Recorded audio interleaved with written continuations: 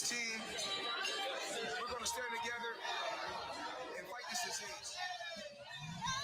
I come this way before, travel through the open door. Circumstances navigated the path, and life happened all so fast. No, it got lonely. Sometimes you see, I know we couldn't make it. Even when I'm offbeat, I still land on my feet, and nothing can shake me, cause I know life took a hold. I never. This is where I am destined to be. I'm not ready to give up. I believe in the miracle of life. Life's a quick with no rehearsal. Learn quickly, they'll come for your role. Games to play, can't take it personal. Cause the devil is a liar. I'm telling you the truth. It's all in what you do. Some things you gotta do. Fight for millions. Take a second, see the blessing in it. With much expected, much is given. When I made the living, now I'm giving back to children. Never let the power come first before your happiness. Yes, you can be the best if you go the distance. Mix a little sweat with your persistence. You know that the best things are never instant. Just shine, let them see it brilliant. Get up, open up your eyes now. It's the moment of truth. No backing down. We're bringing it tonight. Oh, for the children, it's a given. You gotta give it, be a blessing. This my personal statement. Run the game like I'm aces. Learn and develop patience. Determined to be the greatest. Yeah, bobbing and weaving. They changing up like the seasons. Indigenous to the grind. So I do it for all my people. Jabbing in competition. Back up against the ropes. You fighting for recognition. I'm fighting just to promote equality where we lacking. Or cancer slowing our road. I'm confident we'll make it. We focus on common goals. Yeah. Give back, give love, give insight to the way. Never give up, stand tall to fight another day. 2 toes, 2 feet, I stand on the ground. I'm going back soon and fight this final round. Life's a quick with no rehearsal. Learn quickly, they'll come for your role. Games you play, can't take it personal. Cause the devil is a liar. Telling you the truth, it's all in what you do. Some things you gotta prove.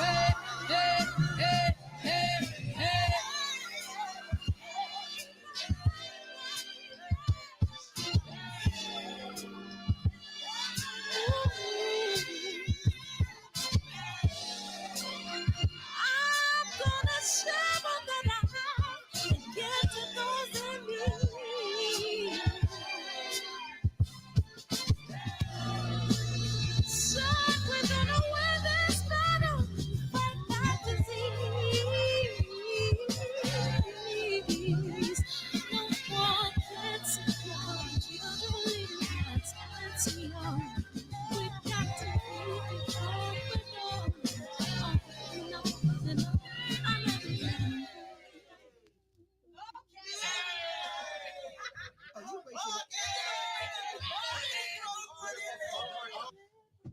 Great job. Yay. Oh my God.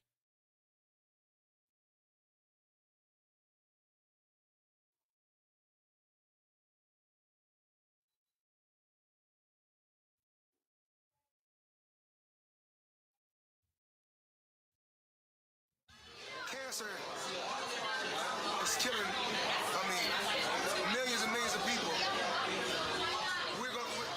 Me and my team, along with Sam Watson and his team, we're going to stand together and fight this disease. I come this way before, travel through the open door. Circumstances navigated the path, and life happened all so fast. No, it got lonely. Sometimes you see, I know we couldn't make it. Even when I'm offbeat, I still land on my feet, and nothing can shake me, cause I know life took a hold on. I never. This is where I am destined to be.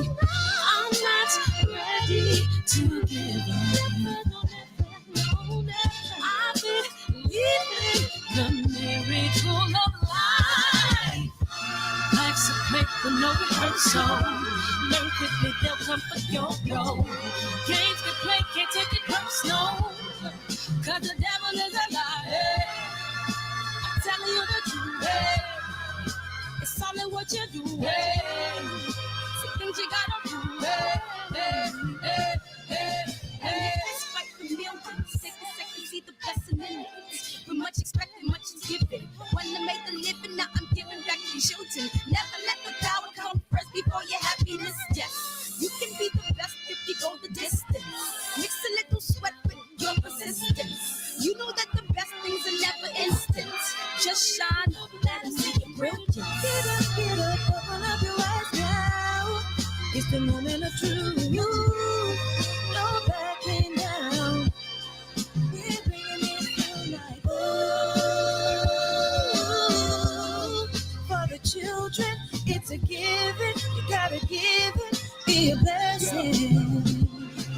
This my personal statement. Run the game like I'm ASICS. Learn to develop patience, determined to be the greatest. Yeah, bobbing and weaving, they changing up like the seasons. Indigenous to the grind, so I do it for all my people. Jabbing in competition, back up against the ropes.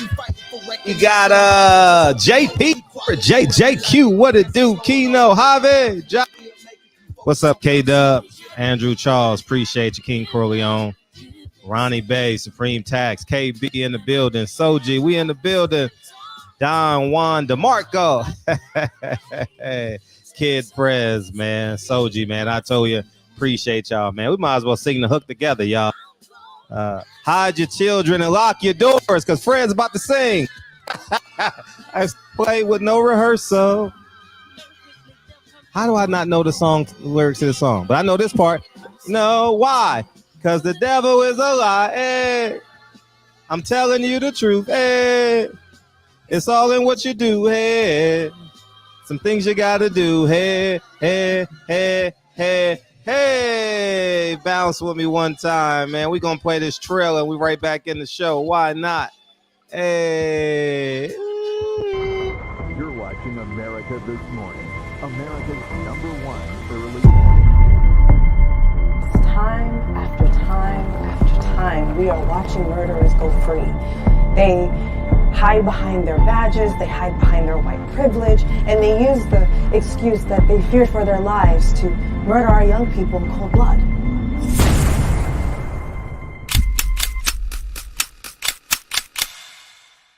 It's done.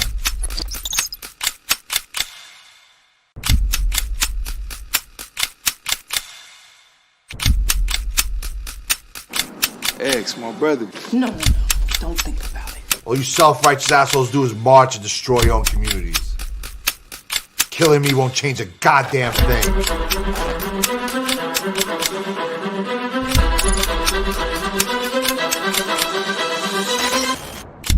It's a lot different when it's a grown black man standing his ground.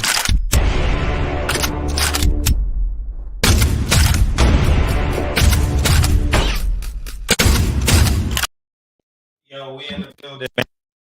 Appreciate y'all coming in here, man. We got work to do behind me, but in the meantime, between time, the lighting is gonna be bad because I ain't unpacked everything. But I totally appreciate y'all coming into the building, man. It should be a live show tonight.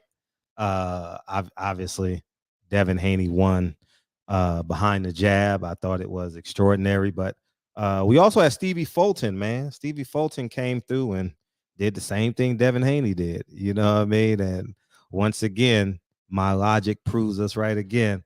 A black athlete beats anybody.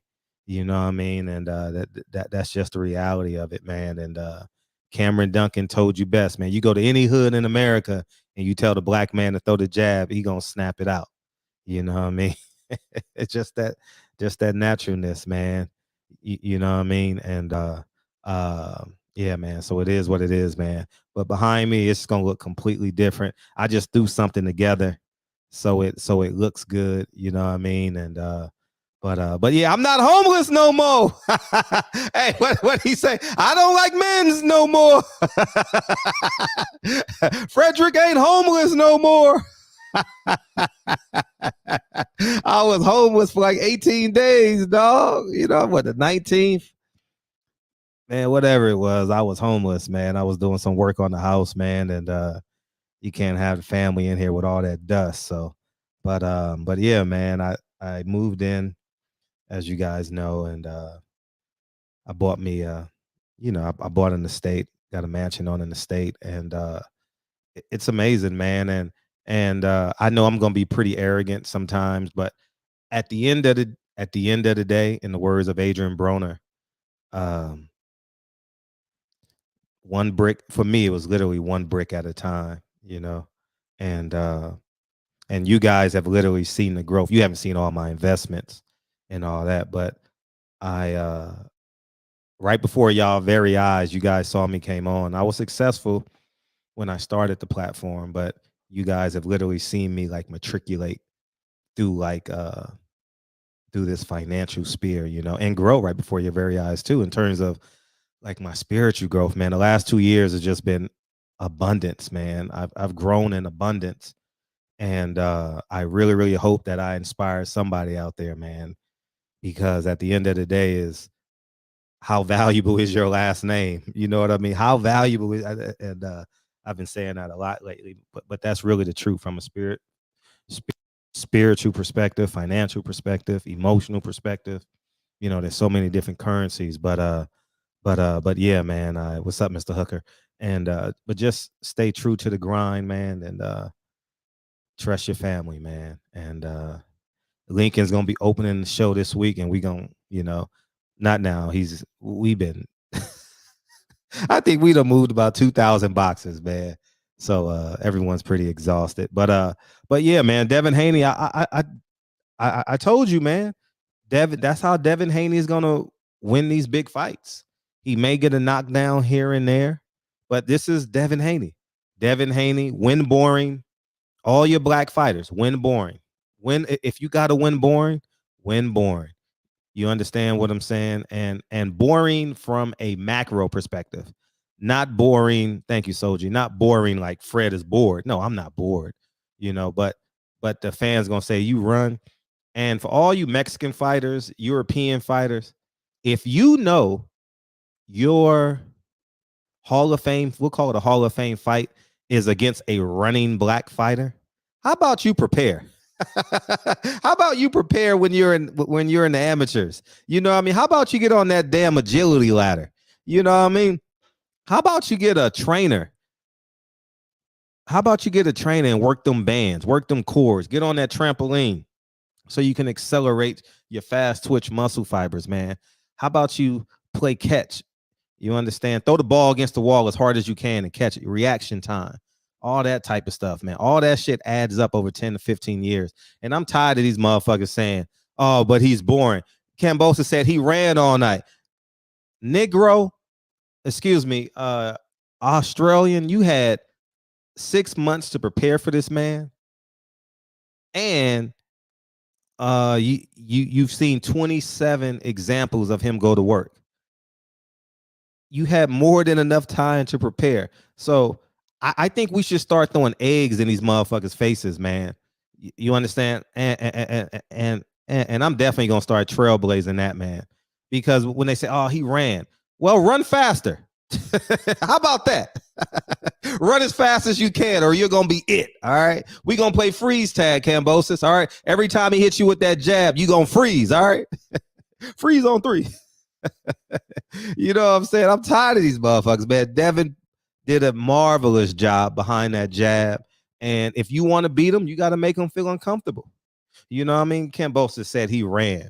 You knew he was going to run. If you call it running, you knew he was going to run. What you going to do when Devin Haney comes for you?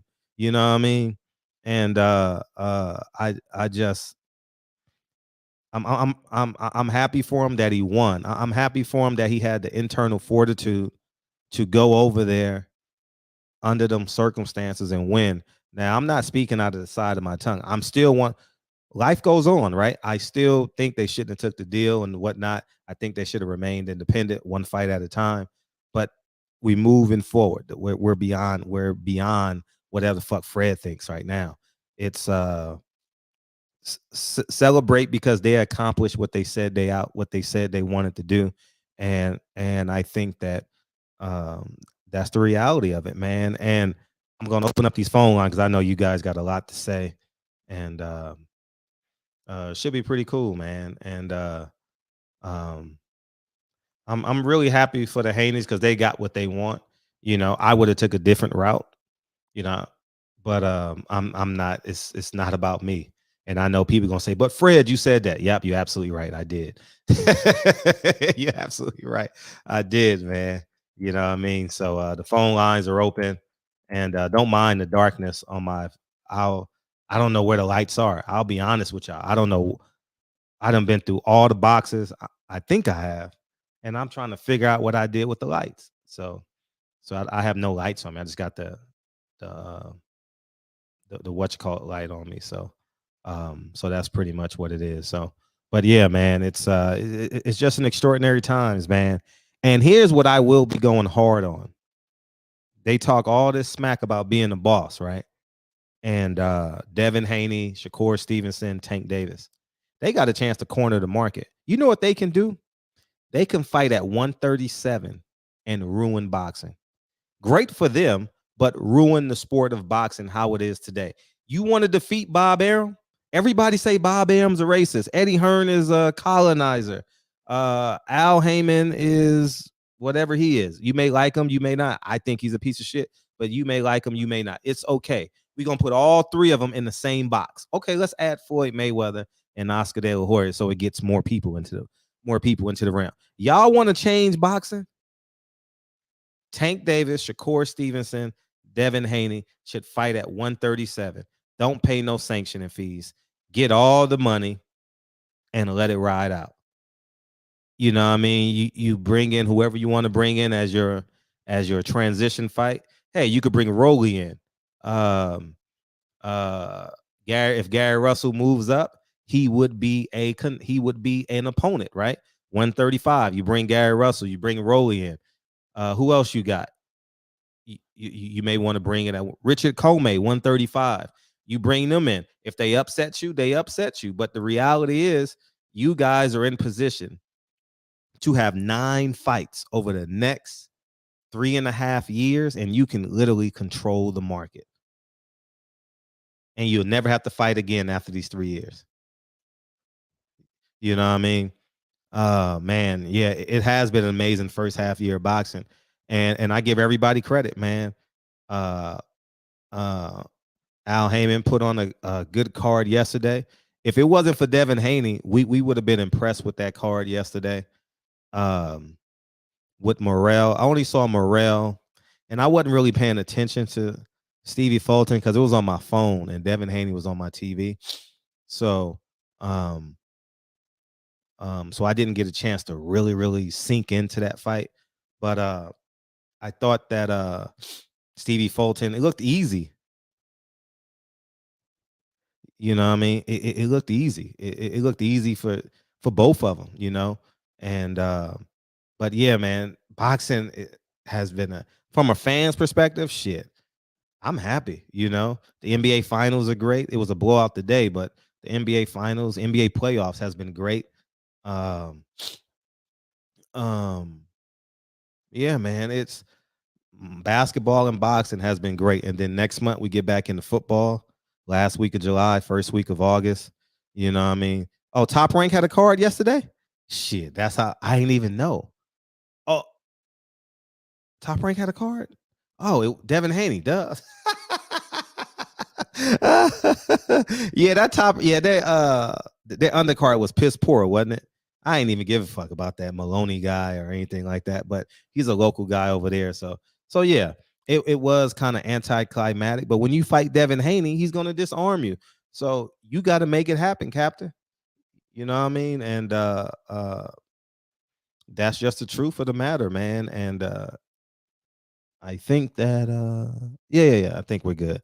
So feel free to call in. Oh, we got our first phone call in the shop. Yeah. 925. What it do? Yo, Fred, how you doing, man? Man, I'm great, man. What you got? Oh man, just as far as the fight, that shit was boring. That shit was really boring. Like, I'm not trying to take any credit away. It was a masterful performance, but when you're at that certain stage, you're at that spotlight. I kind of expected him to go out the way and just press the action a little more. He was completely dominated the fight. He even mentioned in the last round that he decided to take a round off because, he didn't want to get caught. And, that makes sense. That's his style, but I just feel like he could have done more. But that's all, really. Did you see that Junior Fall fight? No, I didn't. I did, but I saw the highlights. Lucas Brown is back, huh? Yeah. Man, that man got 39 lives, man. 39 lives and 139 tattoos. And he been around since I was like 3. The dude was 43 years old. Oh, he's 43. I remember Lucas. Yeah, I remember him. Durable, white, strong, Yeah. Yeah, man. You should check out that highlight. I was in the back of the head. That was crazy. Bro. Yeah, I saw it. Yeah, that was just my call. Just real quick. Yeah, see how you been and everything. I appreciate that. Yeah. And I'll double down on what you're saying. I believe in winning. So Devin Haney won. I also understand in terms of Devin Haney crossing over into being like an Earl Spence type star. You're right. Earl Spence went to go destroy the man, but that's the difference between being 23 years old and being 31. Devin Haney's gonna find his spots, how to maneuver in the ring. You know what I mean, and get the knockdown or hurt the guy. I don't think he understands that yet because honestly, he was so defensive minded. He didn't even throw his right hand for like 4 rounds. So he has to understand how to do it. I know he had 28 fights, but he's still 23, and he's so programmed not in a bad way, but programmed his fighting style. He's so wired to protect himself at all times, and that's just how he's wired, but I understand from if you want to see like guts and gory or high impact, kind of like how Golden State plays. I understand that. I understand it. No, I get it. I totally get it. And the fans like you, he got to win them over.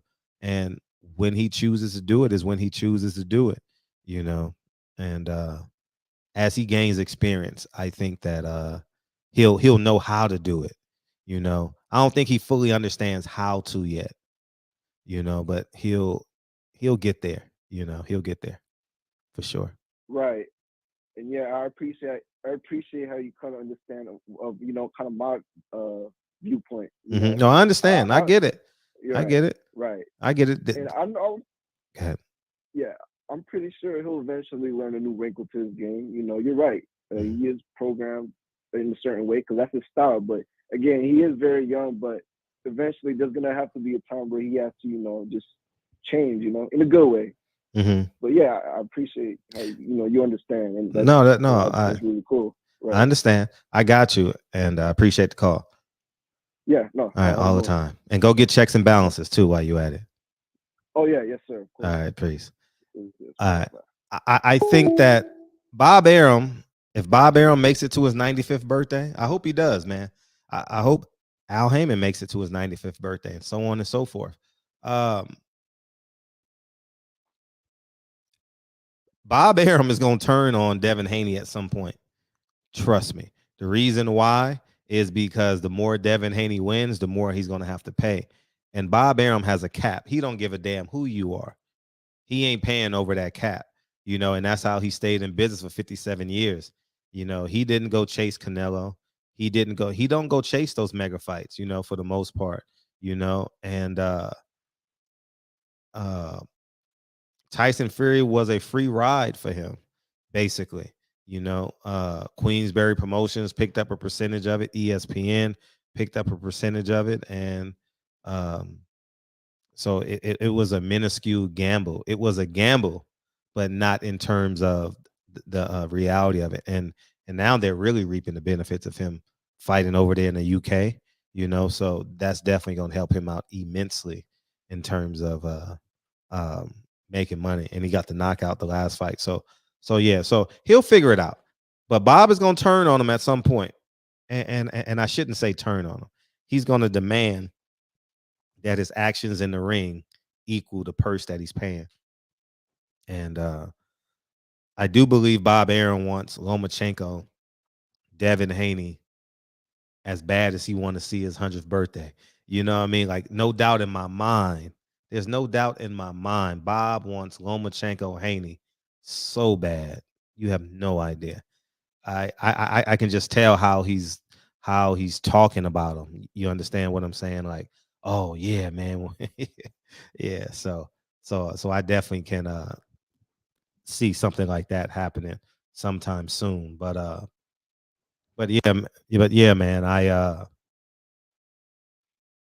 So Devin's gonna have the rematch. Shit, I hope they do.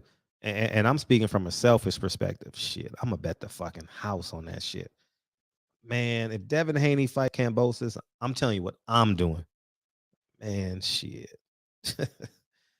Man, you don't get too many come ups like that, man. I don't care what the odds are.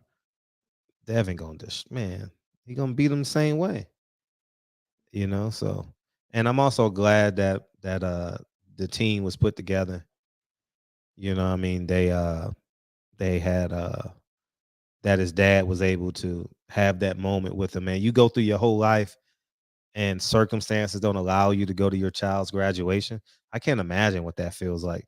Kennedy's graduating Friday, and I'm already talking to Dre about it. You know, it's a COVID graduation. Like, we got to drive by and all this and all that, but still, I wouldn't miss it for the world. You know, Lincoln's getting an award tomorrow, you know, for being a great human being, you know. Yeah. So Lincoln's getting an award and Kennedy's graduating on Friday. Yeah. Wouldn't, and I wouldn't miss it for the world, man. You know what I mean? Yeah, I missed that 180. I bet the rounds. I bet 10.5. I bet over 10.5. So I didn't go with the fight. I thought the fight was closer, you know, given the circumstances. If the fight was in America and I had those minus 190, I would have easily bet $2,000 to win 1,000 for sure. I just didn't trust the circumstances that surrounded the fight, you know.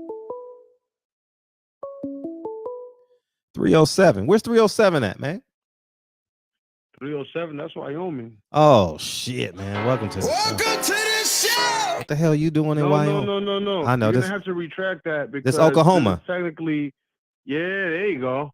Is Oklahoma's 405. Long time listener. Yo, Fred. Yes. Where the fuck you got that sweater, man? I want one of them. What does it say? I'll tell you when I. It says, if it doesn't fit, you must be quit. Yeah, I think I got it from Melanin Apparel. I think so. Oh, that's over there, like in the West Coast? No, it's online. Oh, let me write that shit down. Hold on. Go ahead. What's the website name again? Melanin Apparel. I think I got it from there. Melanin, like in your skin that they sell for on the black market. Oh, right. Okay, so I right there I put a dash and put black because that's what melanin is black. And just a comment. Yo, the setup, I love it. Well, it's not. It's gonna look better. Setup. It's gonna look better. Yeah, but this, I hang that fucking barbershop little swirling thing on the wall or whatnot. Yeah, I'm gonna do something with it. I don't know if I want to ruin these cabinets just yet. Put them holes in it, but we'll figure something out. You know what I mean? it looks beautiful. Just a compliment. That's what I was calling for. Your peace and loving and God bless, and congratulations. Who was it, Kennedy, that's getting graduated this year? Yeah, thank you. She's graduating, you know, pre-K. God bless. Pre-K. All the love from my soul towards your family. Thank you, dog. I appreciate it. And likewise to yours as well, man. Great achievement. All right. Yeah. She has many milestones to achieve. Absolutely. And she will be successful whether she likes it or not. You're absolutely right. That's right. Appreciate you. All right, I'm gonna let you go. Thanks, Oklahoma. Right. Yeah, man. Appreciate you, Oklahoma. Yeah, man. It's I think, man, we ain't getting Tank Davis, man. We ain't getting Tank Davis. Tank Davis is gonna pretend to be tough. Man, y'all know Tank Davis' personality. He gonna pretend to be tough. And I'm the king, Twitter, and all that, but he's not fighting till December. So they got him on Showtime, got him on that schedule. But I don't know if Tank really understands what's in front of him. I don't know if Tank really understands what he got. I remember Adrian Broner was in this same position, with the exception of pay-per-view. There was no pay-per-view in PBC at the time. But pretty much Tank Davis is in the same position Adrian Broner was in. And one day, Adrian Broner, I don't know, it's probably happened when in about 10 years. You know, Adrian Broner's still kind of popping right now, so he wouldn't want to sit down with me for an hour because you know the type of interview it will be. You know, but in 10 years or so, I'm going to have an hour-long interview with Adrian Broner, and y'all are going to hear how I did my very best to help this kid understand what he had in the palm of his hand. You know what I mean? He had it in the palm. Hey, Natasha, how you doing? Thank you. And Tank is in that same position. And I don't know if his team, and I'm not saying this out of disrespect. I've never seen Tank's team lead. Like I've never seen them like take the lead. You know what I'm saying? Like I've never seen them say, "Hey, we doing it this way." They've only reacted to what Tank has done.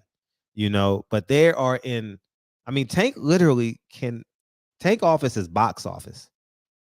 Box office, box office, box office. And when you're box office, the world comes for you. And I think that Mex is in the building. What's up? What's up, OG? Hey. I like free at last, free at last. Thank God Almighty, I am free at last. Shout out to MLK, man. Shout out to my man MLK, man. Get off his neck, man. Get off his neck, man. He like pussy like you and I do, man. Get off his neck. Yeah, you feel me? Come on, man. Coretta Scott didn't mind, so why should After we? all them marches, you gotta get some shit. Right. Nah, it's looking cool. I'm looking forward to seeing what you how you gonna fix it up, man. Yeah, I appreciate. I don't know how it's gonna look, but we'll see. We'll see. Like, I got books and shit, and all that type of shit. We'll figure it out. Give me like 2 weeks because I'm still in these boxes, man. But what's up, man? How was your weekend, man? You went to a concert. Yeah. Hey, so who the hell is Griselda? Oh man, Griselda, man. They're from Buffalo, New York. Just boom bap rap, kind of brought back kind of like a 90s feel to rap. But all the lyrics are pretty much dope dealing shit, So.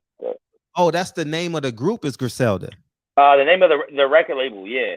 Oh, the record label. Yeah, it's two brothers and a cousin, and they named themselves as the Griselda Blanco from so the whole cocaine thing and shit. Yeah. And okay. Yeah, Griselda was a drug dealer. Griselda Blanco, yeah, she was a real big. She was the in Colorado, the lady in Colorado. I think it was Miami or Florida or some shit. She was a cocaine cowboy. I remember her. I remember hearing about her. Yeah, I don't know nothing about no Griselda, man. I'm being honest. Like, I think once I went to college, like, I don't know what drug dealer, where. I'm being honest, man. Like, probably because I when you're in the hood, you talk hood shit, but I went to college and I haven't really talked about drug dealers since. So yeah, they probably don't talk about it in Whittier, man. So. Maybe some Adderall or some shit. Yeah, right, some Adderall. You're right, Adderall. Hey, Adderall, that keeps you up at night, right? Yeah. It's that's like what kind of like messy. Are on. Them, man, the lacrosse players. I got you in a second, H. Those lacrosse players, man, them motherfuckers were wired, dog. Wired, man.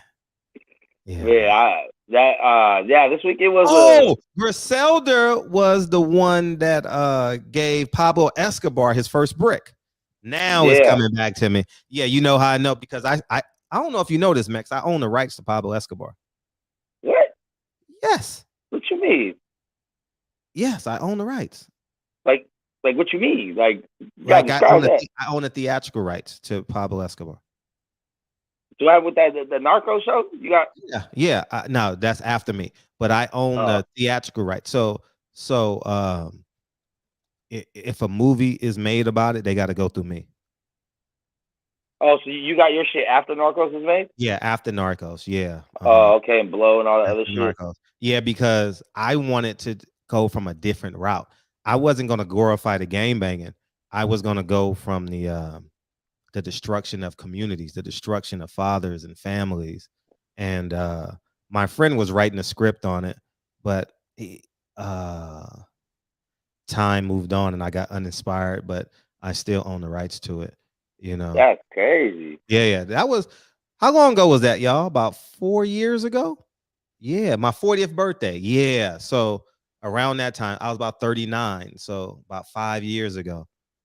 Yeah. The pictures on my Instagram. How do you even do that? Yo, I want to write this dude's life story. Like, no, coincidentally,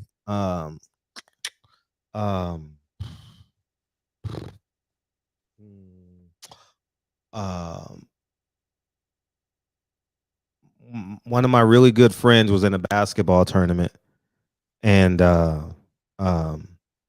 in Colombia, Medellin, right? Yeah. And he's like, Fred, you're not gonna believe it. I was gonna say his name, but I'm not gonna say his name. That's why I was like, should I say his name? Should I say his name? You're like, Fred, you don't know your own goddamn story, but I was just contemplating, should I say his name? So, anyways, he was at a basketball tournament, and the brother does tours. That's how he makes money. And so Pablo Escobar's brother? Yeah, Pablo Escobar's brother does tours. And so he hooked me up with him, and I ended up connecting. He was the Spanish speaker guy, right? And we went back and forth for like shit. It took about 3 months to get the deal done, you know, and I never went to Colombia. You know who's supposed to go with me to Colombia? Kenny Porter. Oh. Yeah, this was a long time ago. Do that shit. No, fuck no. But honestly, I remember going back and forth. I forgot I owned it till right now. I haven't thought about it in years. You know, like yeah. So, but what I really want, I ain't gonna lie. What I really want is for them to sell their rights again. And for the Escobar? Yeah. Did you get a piece of that? Hell yeah. I can't afford to make the film now. Because wait, so you own a percentage of it, or you own like outright? So how would they be able to sell? They can't. If they went to talk to someone, they have to come back to you. Hey, Fred. No, but even if they do, it doesn't matter. So let's say like Time Warner or Warner Brothers said, we want to do this film, and since I haven't moved on it, they're gonna get anxious and make the play, right? I'm comfortable with Time Warner Brothers or whoever, Universal, putting $20 million into them. I'm comfortable. I'll wait 2 years and pop them. I got the contract. I got the contract somewhere, and I got it, and I posted it on Instagram. So, you know, so it's timestamped. So it's a legal timestamp. You know what I mean? Yeah, like emailing shit to yourself. And exactly. Shit, yeah. I posted it on my YouTube. People thought I was just making videos out of arrogance. No, I timestamped it. That's what I did. And so yeah. So I wouldn't mind. I really wouldn't mind. Because if they put $20 million behind it, I'm with it. You know what I mean? But yeah, I still own the rights. And so that's anything. That's like if a little independent filmmaker makes some shit, or Netflix, or a movie, or a show, or I hope nobody. What about merch? You only have cinematic rights to it? What about shirts and shit? I got that too. Mm-hmm. Damn. Mm-hmm. So if anything has to do with Pablo Escobar. Yeah. If they make some rap snack chips or some shit. Oh yeah, sure. Sure. But you don't sue when they just come out. You wait till it's you got to make the money.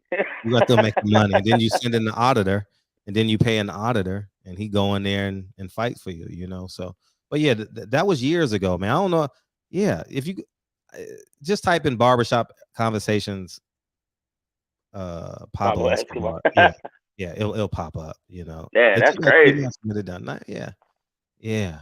So yeah, it's Yeah, I learn something new about you every week, Fred. Oh, thank you, dog. Because I literally forgot. You know, just like I forgot.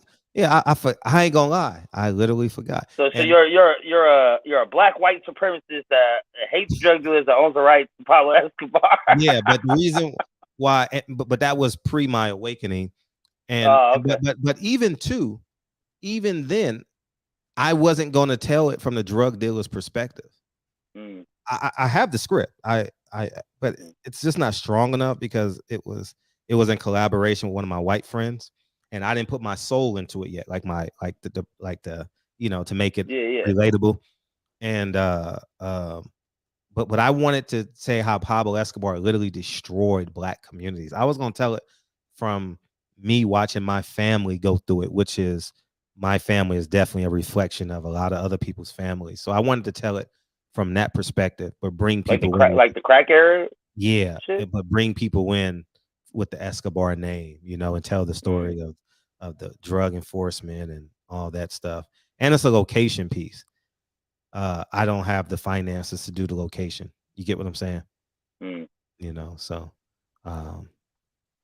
I can't do that film in LA. You got to do it in Colombia. Yeah. Good luck. They gonna get your ass. Right. Don't try to throw no smut on his name. They gonna get your ass. He's still a hero out there. Yeah, to some people he's a hero. Yeah, to some people. To Colombians, for the most part. Yeah. But I could tell that story with checks and balances. You get what I'm saying?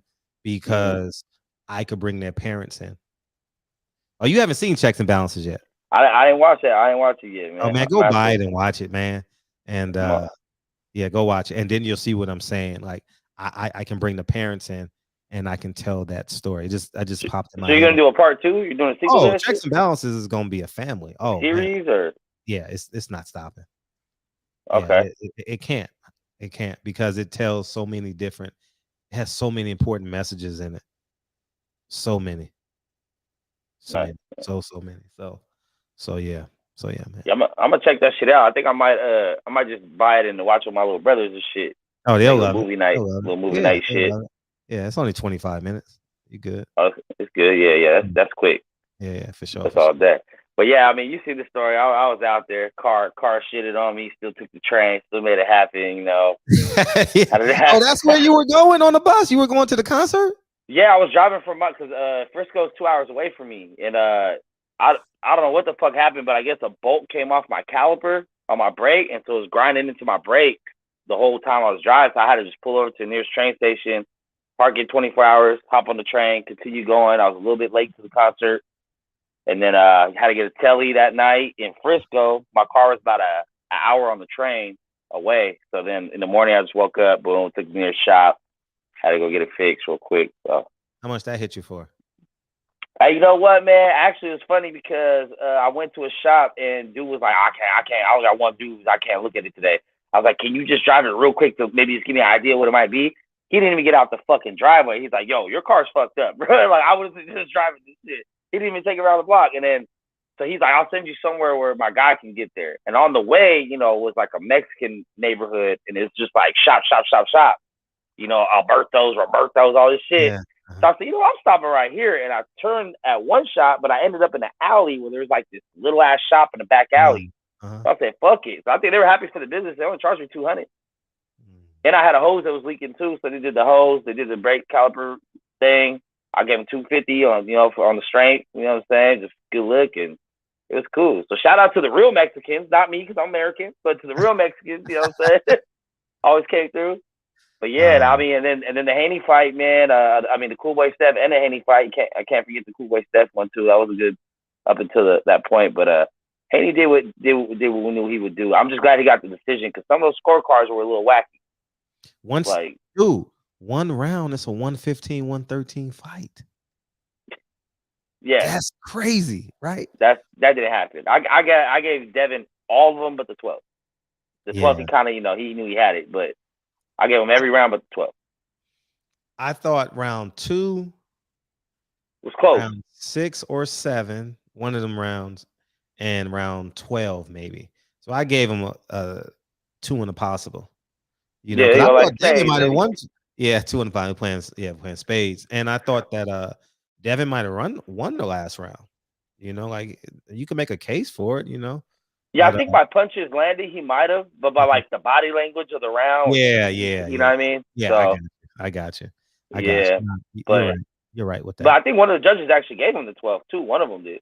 So I looked at the scorecards today to kind of look at mine compared to theirs, and I think the middle round you talking about, I think one of the judges, 2 judges gave Kambosos, I think 6 and 7. Yeah, it was one of them rounds. But, but it was. But I was just surprised. Like by the 7th round, I was surprised that Kambosos wasn't just throwing caution to win and just doing the De La Hoya Pacquiao. Let me throw 50 punches so the judge can just say maybe I landed 5. You know, we kind of don't know how they land.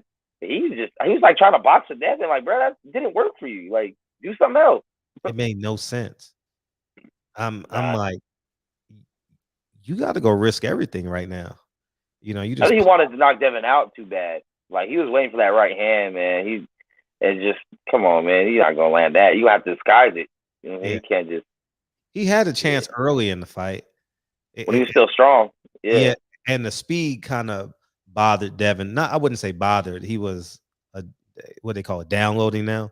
He was downloading the information, and but he just missed like 1 or 2 a couple times. Yeah. That could have changed the fight. But he was missing bad too. That's what made it look ugly. He was falling over himself and shit. But, facts. I've been getting my little brother more into boxing of the new era because he knows the Tyson Mayweather type shit. But I put him on Tank and Devin because my brother's 25, 26, so they're a little bit younger. He can relate. Right. And so we watched Devin, and then he was like, "Who's this Kambosos dude?" I was like, "He's cool, but he's kind of like a journeyman that got a good look, you know." And then when he was throwing them hooks, my brother's like, "Whoa, that motherfucker look quick though. He might hit the eye. He might." But I was like, "Devin gonna pick him apart. Just give him a little time. He's gonna pick him apart." And then it was Devin. beautiful. I mean, Devin. That's who Devin Haney is, man. People think that Devin is like Tank Davis. He's not. You know, he is who he is. What's up, man? How's it going, man? Everything, man. Yeah, man. That was. I was on the internet last night on Instagram talking mess to everybody. I was calling it. I knew the whole time that Devin was going to do that. I was really upset when they booed the national anthem. I don't know why. Like the guy. I mean, all jokes aside, I don't know who the hell that guy was that was singing it. You know, but it did bother me that they started to boo. You know. And it's like, oh man, like, because that's just disrespectful. And it was just like, man, at that point, everybody in our household just wanted to see Devin, beat that boy up.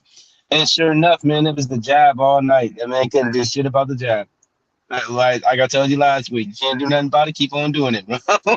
He couldn't do nothing about it. And then when it started to land, as it started to get more consistent, I knew that the other shots were going to follow behind it. And to answer both y'all was just talking about it. Y'all said y'all don't know why Kambosos was doing that. I think Devin punched harder than we all think, y'all. I think it's a little bit of pop there that he felt, and he didn't want to run in there and run into something crazy and then end up ending the fight for him.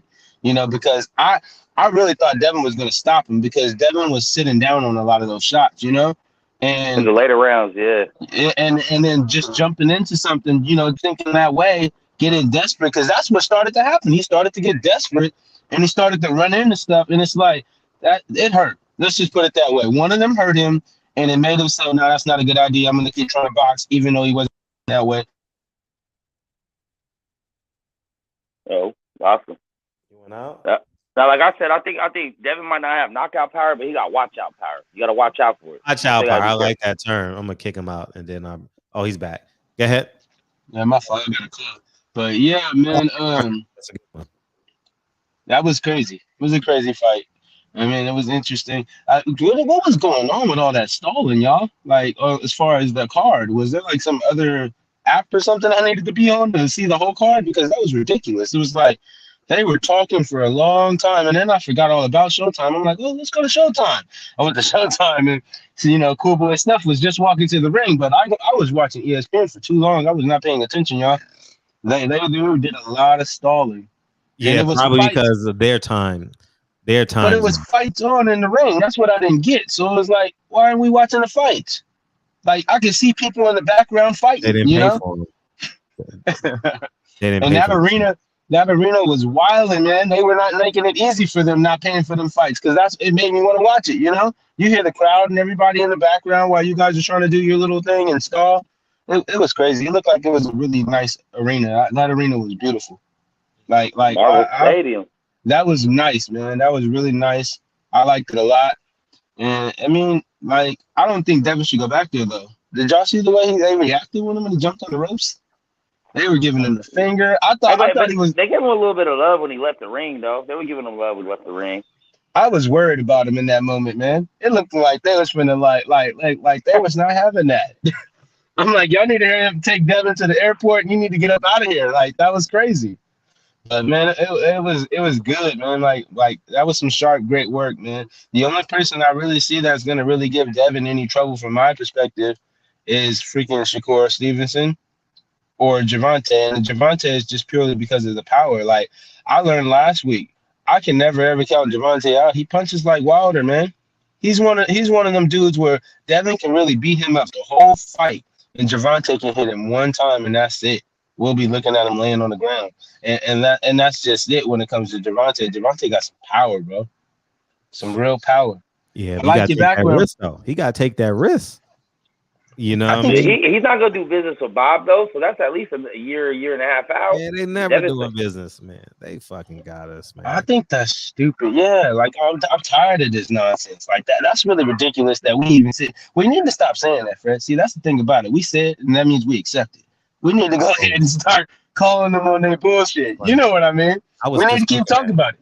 I was just thinking that because I didn't like the way I sounded saying that shit. Because you said you accept it, you know. And it's like, nah. We need to make them feel like fuck y'all. Y'all need to negotiate because it's like that's what's going on. We allow that, and then it reminds me of what they were saying. Leonard keeps saying, "Well, y'all know, y'all just gotta be happy with what y'all got." Basically, you know, my mom-in-law, she used to say, you know, you eat the meat and leave the bones. You know, don't complain about it. Be happy about what you got. You know. And it's like, nah, man, that's trash, man. Y'all, like, everybody knows what they want to see as far as who the three best welterweights are. I mean, lightweights. And this is ridiculous, y'all. Right. It's like you dancing around each other. And then it's like you can't avoid each other. They talk about, oh, Javante might go back to 140. Devin's finna go up to 142. Y'all both young.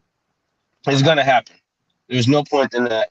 It doesn't matter what division. It's going to eventually happen. Y'all can't duck each other. And I don't know whose fault it is, but I know, like, as men, bro, they should feel like they need to go march into their boss's office, both of them. I know Devin promotes himself, though. But Javante need to fucking gain some fucking balls, bro, and go tell these motherfuckers what he want. Wow. Like, for real, because the public, and the public needs to make him feel like he needs to do that, for real. Because you can't be running around here at lightweight with that fake ass belt. Excuse me for that belt, but y'all know what I mean. They just said Devin is undisputed, and you running around here talking about you a lightweight champion. You ain't no lightweight champion, bro. It's crazy, and it's like, what is the WBA doing anyway, y'all? They gonna order them to fight? Yeah. Who they gonna order?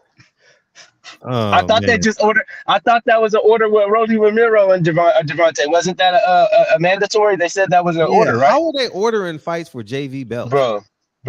They had Rolly with the interim belt, making him run around talking about he a champion. He running around talking about he a champion. So he's the interim champion for Javante's belt. Yeah, but Kambosos had the super belt the whole time, and it's like, what's going on, y'all? Oh, did y'all see Lucas Brown hit Junior fall in the back of the head? Yeah, you just bro. That was the clear back of the head shot. I'm sorry, bro. I got on here and y'all was talking about the Zelda Blanco. That's all I heard. But yeah, bro, that was a clear back of the head shot. That was cold, man. And I keep watching the replay and I'm like, nah, he hit him in that soft, sweet spot in the back of the head. Mm-hmm. That's that soft spot, bro. He was done already anyway. That first knockdown, he was done. But anyway. That's the one I'm talking about. If you look at the replay, that one hit him in the back of the damn head too. From my perspective, that one looks straight up. From my perspective, I'm telling y'all, watch it again, bro. Watch that specific one. That one landed right? Like in that area too, bro. It's like those is rabbit punches. Yeah, man. Those is rabbit punches, bro. It knocked your equilibrium off. And then that last one was just bluntly in the back of the head, and the referee just waves it off instead of like what was the referee looking at? Like on a real note, man, that was weird. Like you watch the refs don't get to look at replays though. In real time, it just looked like dude try to, he ain't turned away from it and got caught. Right. That's a split-second decision to make. It is, and I mean, I should know. Like, I've been looking at being a little official myself and getting ready to take that little official class. But, like, man, because it is a split second. It really is. And that's the one thing you learn about this sport. And he, for sure, was, like, really hurt. I'm surprised they even like you said, after that first knockdown, he was done. They should have stopped it. But you know why they let it continue? That was the first round. That was, I didn't expect it, bro. To be honest with you, I thought I had time, And he was a favorite. He was on the ground, bro. He was on the ground quick, and I know that hurt, man. Like, damn, Lucas Brown, 43. I want Wilder to fight him. I think Wilder should go beat up on Lucas Brown. I think that's good, easy. Lucas Brown is coming off a great win. He just knocked out Junior Fall, one of Wilder's sparring partners. It's perfect. Yeah, Fred knows what I'm talking about. And I'm not trying to say nothing funny. That is a perfect tournament fight. Man. It's perfect. Lucas Brown can get him some money. We just spent too much time talking about fucking Lucas Brown in 2022, bro. Like, come on. You spent 5 minutes talking about Lucas fucking Brown, bro. Fuck out of here with that shit. Some people think he's a brother. People never. That shit was Lucas. My brother Lucas. Yeah, I think that's good work for Wilder. Like I said, I know Wilder's looking for somebody to come back to. It makes sense. With that win, you know what I mean? But yeah, man. Otherwise than that, it was a great weekend of boxing. I didn't really see the end of the Cool Boy stuff because I went back to the Devin Haney one to watch them come to the ring. They didn't tell Devin he was going to have to walk a whole mile before he got to the ring. There was a lot of little stuff, but that was a nice arena. I can't believe they walked that far though. But I'm gonna go ahead and wrap it up, y'all. I'm starting to ramble. Y'all have a good night, bro. Appreciate you. Thanks. All right, bro. Yeah. One. Hey, another thing too. I'm gonna go the other way. Someone mentioned this in the chat, but I swear I was watching Lou DiBella and Bob Arum last night. How they just how they just making money, having a good time, how they protected one another. Here's how the meeting went. I believe how the meeting went. He says, Bob calls Lou DiBella and was like, Lou, I'm going to give you Kambosos. Kambosos falls out and calls him back. Hey, you think we could sign Devin? You think you want to fight Devin? He said, I'll sign Devin. And Lou DiBella said, there's no way Kambosos can beat Devin Haney. He says, I know. So I'm gonna give you 2 cracks at it. And that will extend. It helps me with Devin Haney and building this brand with Top Rank and ESPN. And it gets you 2 big time paydays over there. And it helps you build your brand. And Bob Arum and Lou DiBella said, deal, let's get it done.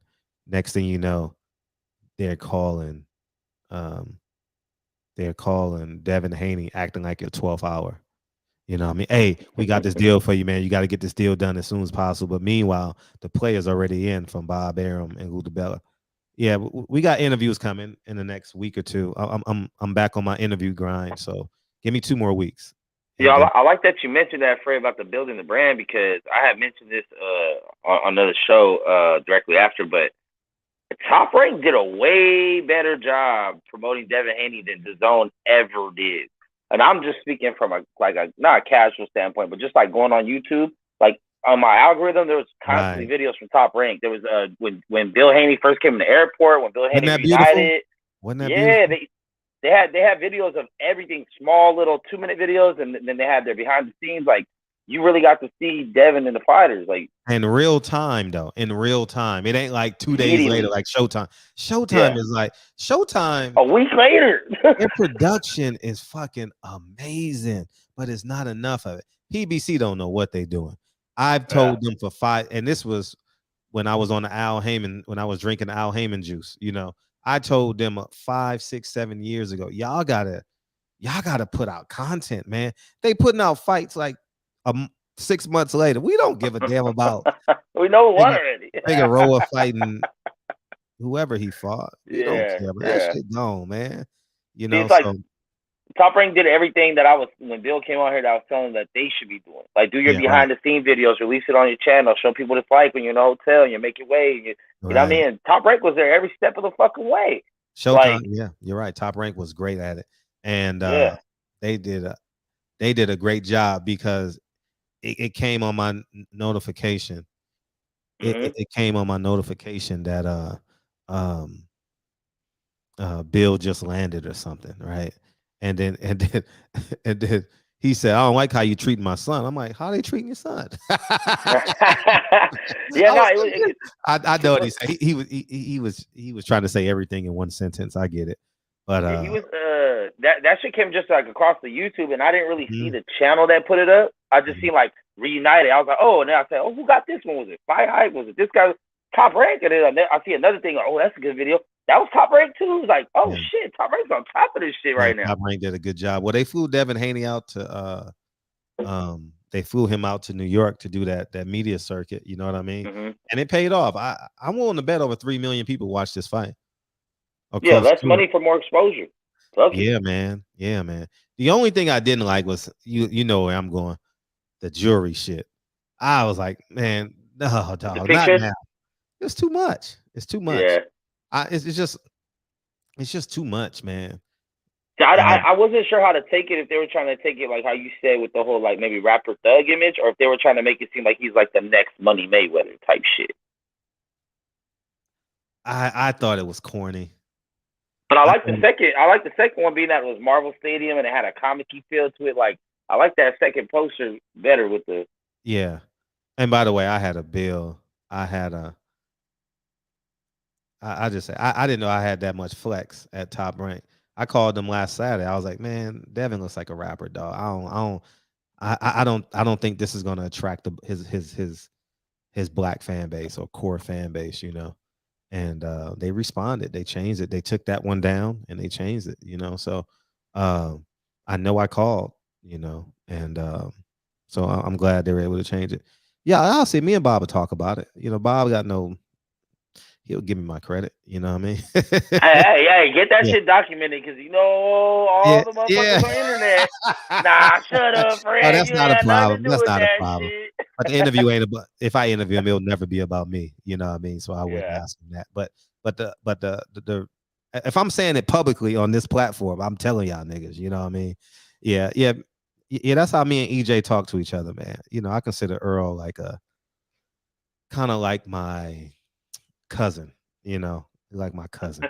You know, you look like the youngest cousin in the group. You know, but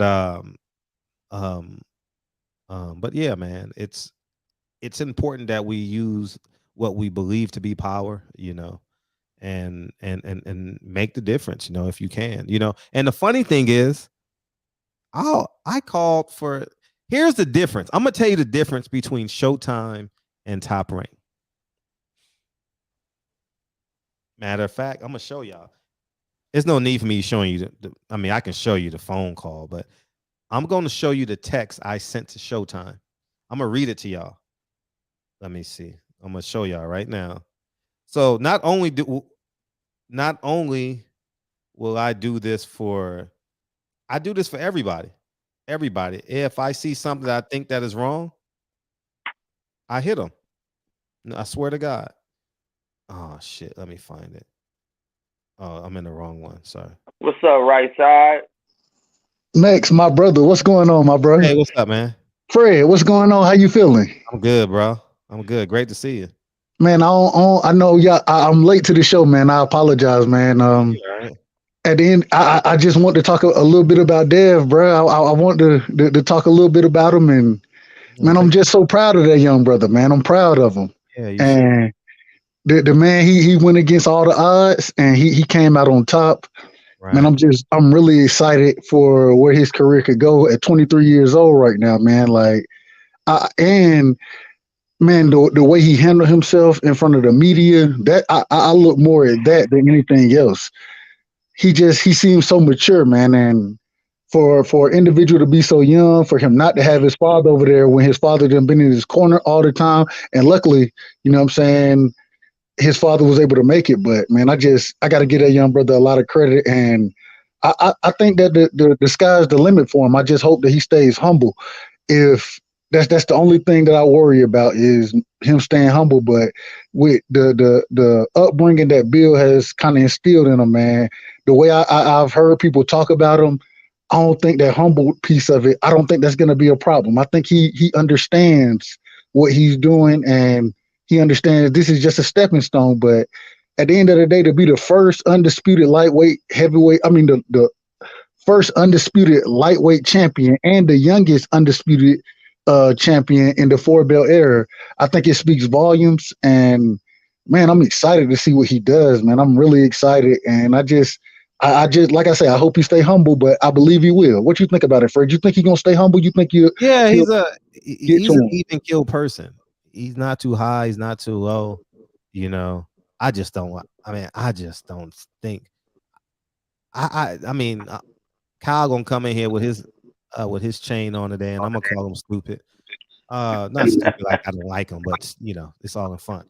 But I say the same thing about Devin and Tank, and you know, Earl said he spent $400,000 on the chain. Like, all them niggas, like I just think, like, why? Hey, gold over diamonds though. If you get a solid gold chain, that should go up. The diamonds are like cars. They depreciate as soon as you take them out the store. But gold, silver, platinum go up.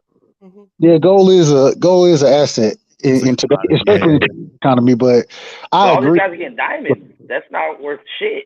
No, and that's what I was about to say. I agree that, man, I didn't like, especially with it being right off of the win, you know what I'm saying? And he in there with the jeweler talking about, hey, I got 18 for the man. I was like, no. Go ahead. I'm sorry, I cut you off. No, I was just gonna say, man, I didn't like it. You know what I'm saying? At 23, I believe his mindset at this current moment in time, and from what I've heard, he has invested his money pretty decently outside. You know, he has done some things as far as investments goes, but I still, like you say, man, we can wait on the change, bro. You can, but he's young. That's the other thing I think about. When I was young, when I was 23, yeah, I get it. I did some dumb shit. You know what I mean? And I'm not saying what he's doing is dumb, but at the same time, it's dumb. Bro, his godfather is Zab Julie, and he grew up in the Mayweather gym. You think he ain't gonna have some jewelry, some gold? Come on, man. Zab, you got gold teeth fucking boxes. Yeah, I get it. I don't think it's dumb. I just think that, hey, man, when you're young and you do come into a lot of money, you think that, hey, I'm investing here and I'm doing this with this. I can enjoy myself, and I'm not mad at him. I'm not mad, but I will say, and I think he's so smart, bro. Like, he's a really smart young man. So he is. I think that at the end of the day, this young stage will pass. But more what I want to say is that, speaking on the sport of boxing, not what he's doing outside, but in the sport, at 23 years old, to have the ring IQ, just the skill set, knowing exactly what's going on, the way he was able. You tell me when the last time you seen a fighter literally win an entire fight using the jab. It doesn't happen in boxing anymore like it used to. And the way he was able to pump that jab, and how he knew that I'm beating you, but I'm not going to get sucked into the fight, even though I think I can do more. I'm just going to stick with what I got, and I'm going to keep whooping you, and then I'm going to win, and then, you know, next fight we'll make it happen, whatever. But the man in the ring, he's just a lot of these young fighters right now, they prospect at 24, 25 years old. You know what I'm saying? They're trying to make their way up throughout the rankings. This man is undisputed at 23 years old. Yeah, I was homeless at 23. Yeah, so it's I'm just saying, like, amazing, you know. Yeah, it's astounding. It's astounding. I'm happy for him, man. I'm so excited for him, but no, I'll get long-winded. Go ahead, Fred. Go ahead. No, I think that ESPN has this 30 for 30 called Broke, And when you watching people make the same mistakes time over and time again, you know what I mean? I don't think we can use the word young with Devin in terms of responsibility. He has a father and he grew up in the Mayweather gym, Roy Jones. Who hasn't trained that kid or he hasn't lent his ear to? You know, Mike McCallum, Roy Jones, Floyd Mayweather Sr., Floyd Mayweather Jr., Andre Ward, Zab Judah, you know, Kevin Cunningham. The list goes on and on and on. So I don't think that we can stay idle. Like, for example, the other Earl is what, 30, 31. He said he took his watch back. He's like, man, this shit's stupid. $300,000 for a watch. That shit's stupid. It's dumb. And go ahead. No, I was thinking, judging by exactly what his jewelry was, I think majority of that shit was a tax write-off because it was DHP. Man, that's DHP chain. Yeah, but that's still a liability. Get a write-off on an asset. You know what I mean? That shit's stupid, man. You know what I mean? But for the thing, the thing is I agree when you're talking the sport of boxing. I agree with what you said as far as who's trained him, who you know what I'm saying, who he's worked with. But that's the sport of boxing. He's still a young man, and still a young man. I agree. We've all had those, regardless. I know when I was younger, people told me, and people I respected tremendously, they told me, "Now you probably shouldn't do that." And in my mind, I knew what was best. You know what I'm saying? And so all I'm saying is that I think he's going to make his mistakes outside of the ring. But even in this situation, it's nitpicking as far as saying it's a mistake, just as far as where he's at in his career. Say it again? Nitpicking. I don't think it's nitpicking. I say if when I started the show, I said he looked amazing, right? Why can't I have my own opinion? Like it is what it is. Nah, you know better, Fred. You know better to have your own opinion, Fred.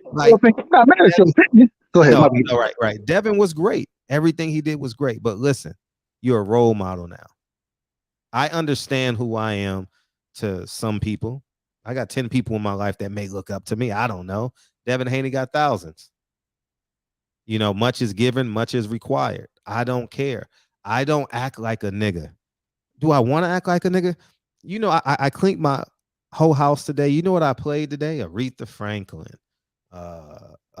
Maze, Luther Vandross. Did I really want to play that? Nah, not really. You want to play Zelda, baby? Yeah, that. I wanted to play that, you know, but I had to because I had family over. The kids are running around and stuff like that.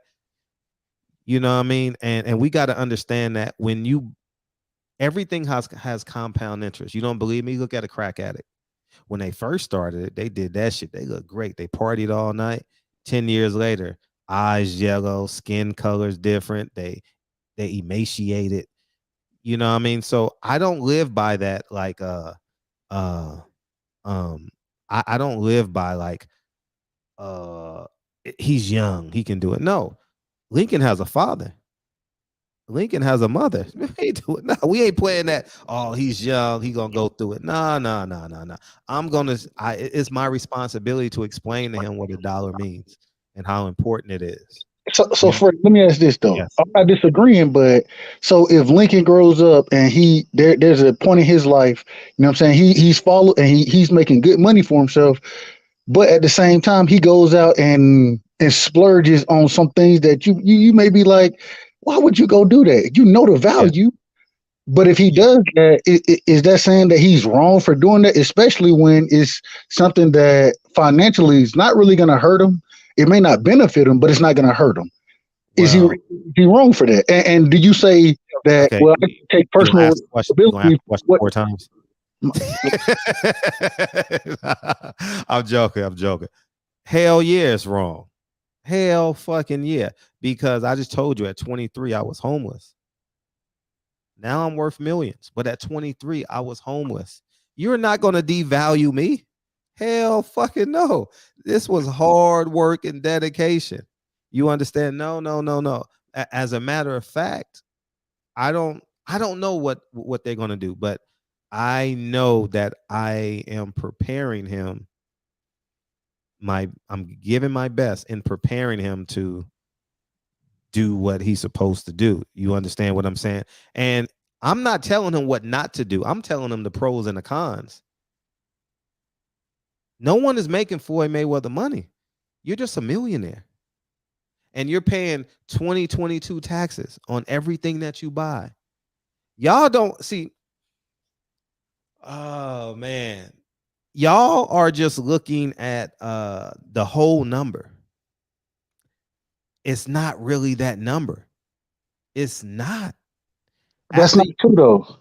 I just was on the panel. We did a breakdown. No, but I'm doing it in real life. Nah, do the breakdown all you want. I'm doing the shit in real life. I know what $1 million is. It's not what it is, man. I made $1 million last month. I know exactly what it is. No. Can't, hold on. Just let me just say this for we can't. A fighter could be owing the IRS after he done made $1 million for a fight, according to the other people he had to pay, especially if it was a title fight. So I'm just saying we came up with him owing the IRS in that situation. No, you're always gonna owe it. They don't take nothing out of your check. If the deal is signed for $3 million, you sign for $3 million, you get paid $3 million. You are responsible for paying your taxes.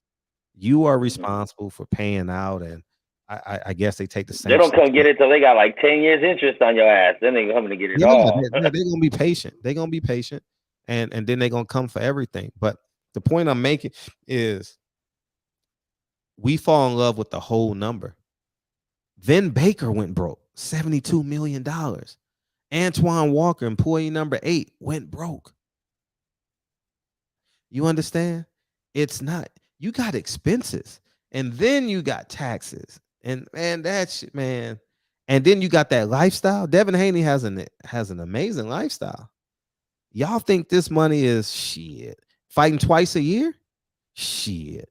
Okay, if he's fighting twice a year, so that means he's making $6 million a year, right? On average. I don't know. You could say 7. How much of that goes to taxes? It depends on what state you fight in. It depends on all of that stuff plays into the at least half. And didn't you say I spent $1 million on jewelry? I understand money. Nobody can come in here and say, "Oh, Fred, nah." I know just how I know Floyd is looking up like, fuck, I got to pay $7 million in taxes, $8 million. Every December, you got to pay them property taxes. Every December, Fred has to pay them property taxes. And I'm like, fuck.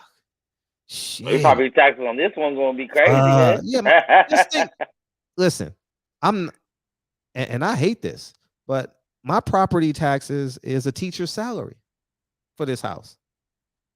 I bought this house in 2022, right? That's what I pay. As simple as that. So the point I'm making is I understand money. So when you're making all these expenses, I know how it's going to catch up with you. Because when you're on the B side and you're making $500,000 a year, and your taxes is $150,000 a year, how are you going to pay it? That's why when you're in your prime and you're lively and you got the attention of the people, you asset. And you use your assets to get a bullshit liability. You don't go liability, oh, it's a tax right. You can't write all that shit off. They're going to tell you that. But come on, man. Hey, man, at the end of the day, Fred, and I'm not disagreeing with anything you're saying. I'm not disagreeing at all. And I agree. I think you do, especially with the business you done built. I understand you know money, so I'm not disagreeing. All I'm saying, Devin Haney right now inside the ring, the young man is fantastic. And he's a maestro. I can't wait to see where his career goes and the fighter he becomes. I think he has a chance to be ATG status, and this was one step, but it was a major step. I think it was a major step. So, but yeah. I'm gonna hop off, Fred, and much love, Mix. Much love to you as always, and fellas. All right. I appreciate you. I think I'm gonna warn y'all. All right. Warning. Eardrum warning. Eardrum warning. Hold on. Let me mute up. You already know. I already know. You already know how he coming. All right. I'm just forewarning y'all.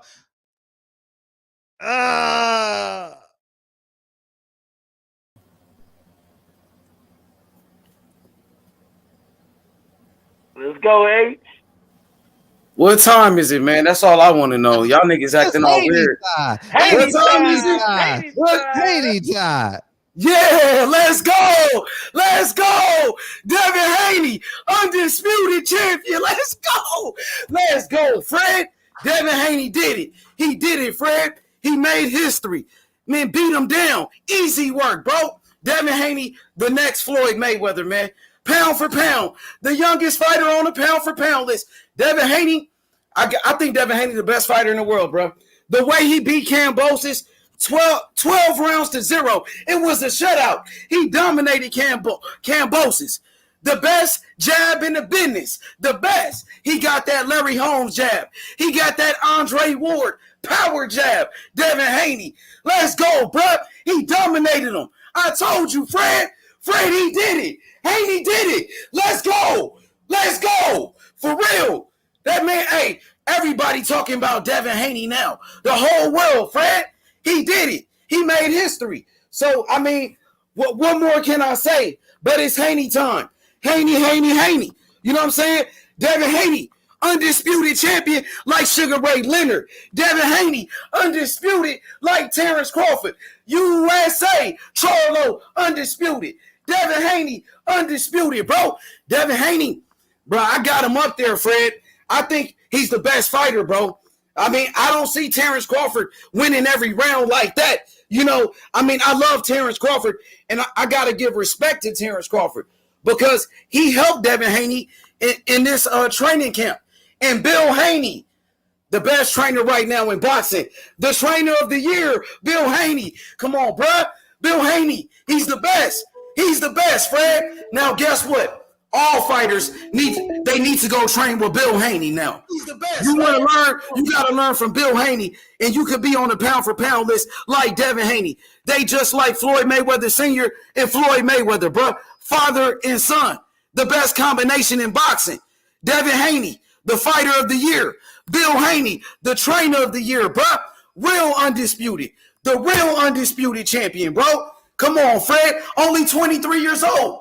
He's only going to get better and better. So it's going to be scary for the competition. Where they at? My boy Tank Davis and Devin Haney is a great fight. The biggest fight in boxing, Tank Davis and Devin Haney. George Kambosos, he's a fraud. He's a hype job. I told you he was a hype job. I told you he was a one-hit wonder. He's a fraud, bro. And he got what he deserved. This man is delusional. Fred exposed his ass. You know what I'm saying? Why not? He's making excuses like Wilder. When Wilder did it, everybody got on Wilder. Why George Kambosos get a pass? We got to put him in his place. And that's what Devin Haney did. You know what I'm saying? And I'm so proud of Devin Haney, Fred. You know, it started right here in this barbershop. You know, I mean, during the lockdown, so many people lost their lives. You know what I'm saying? And you kept it going, Fred. Bill Haney, he kept hope alive for the sport of boxing when boxing was dying. You know, with you and Gary Russell too. Gary Russell, Devin Haney. I mean, and people was capping that Gary Russell could beat Devin Haney. Like, real talk, Devin Haney would beat the shit out of Gary Russell. And Gary Russell, what you got to say now? You silent. You know what I'm saying? It's Haney time. All day, every fucking day. You know what I'm saying? Devin Haney, the last man standing, bitch. Bitch. Real talk. That's what I got to say. You know what I mean? Bill Haney, the realest. The realest. Devin Haney. You know what I'm saying? Come on, Fred. The best fighter in the world. The best fighter in the world is Haney time. I told him a long time ago. I told him 2 years ago, 3, 4 years ago. That's why I was Mr. DAZN, because of Devin Haney. And now I'm Mr. ESPN. I'm Mr. Top Rank in this bitch. We fucking with Top Rank, nigga. We fucking with Bob Arum, motherfucker. That's what we doing. Bob Arum, the greatest promoter of all time. I love Bob Arum. He gave Devin Haney an opportunity. Real talk, bro. You know what I'm saying? So fuck you if you don't like it. Top rank. You know what I'm saying? I love it, Fred. We got to get him back in the barbershop. We will. I just been talking about his new champion, Devin Haney. Yeah, I just been disheveled, man. And once I get my background set, we rocking and rolling, dog. We rolling. We back, baby. Hey, man, that's what I'm saying. Get Bob. Bob Arum is the greatest promoter of all time. I love Bob Arum. Get so. Come back, H. Hey, Fred, I love Bob Arum, bro. He gave so many fighters opportunities, man. Hey. The job that he's doing with Devin Haney is amazing. His first fight is for undisputed. Now Devin Haney's on top of the game. Yeah, the pro blacks can't say nothing now because at 23, Fred, he's on top of the game. Hey, you see, the pro black special can't come after you now for saying you like Bob. Hey, Fred, you know, Devin Haney's on top of the game at 23 years old. You see the double standard? Y'all can hear me? I was a coon all COVID because I would interview Bob, but I never took money from him. Yeah, they gotta stop with that shit. I already told them to stop that, Fred. Oh no, I don't care about that. I'm making. I told them, but that shit is so dumb. Now just look at it now. You know what I mean? Look at Bob, what he did with Devin Haney. I know, but that's the whole point, though. Like you see how it's not integrity. It's fighter based. It's fandom. Exactly, Fred. I'm with you. I'm with you, bro. I'm with you. Mm-hmm. And that's why I'm still here. You know what I'm saying? And I love it, bro. Like, hey, Fred, we got to get Bob back in the shop, man. Hey, Fred, I'm so proud of Devin Haney. I can't wait to interview. Hey, Fred, I'm proud of Devin Haney, and I'm proud of Bill Haney, man. Like, man, the job they did, bro, it was amazing, Fred. You know what I mean? So, man, hey, I want to just say congratulations to Devin Haney, man. You know what I mean? I love Devin Haney. I love Bill Haney, man. I'm so proud, bro. So, man, let's enjoy it. And guess what? June 4th will always be a holiday. The day that Devin Haney whooped Kambosos' ass. So remember that in the barbershop. Celebration, June 4th, Devin Haney holiday when he became 14. Undisputed. All right? That's it. Hey, what time is it? What time is it, H-Money? It's Haney time. It's Haney time. Yeah, for sure. I love y'all, bro. Peace. Appreciate you. Yeah. I'm glad you called in. Thank you. Hey, Devin need to hire H-Money as his promoter. God damn. Yeah. Feel like the world on fire. HB on it, man. HB on it. But yeah, man, it's you have Haney over Tank? I mean, I know that the undisputed. Yeah, I have Shakur, Haney, Tank in that order. But Shakur 130. Oh, so I got Haney over Tank. Mm-hmm. Haney over Tank. Mm-hmm. Yeah, I had a 1A 1B with Tank over Haney. Fuck, I don't know. I think just close the gap a little bit. But I think just the power difference. I don't know.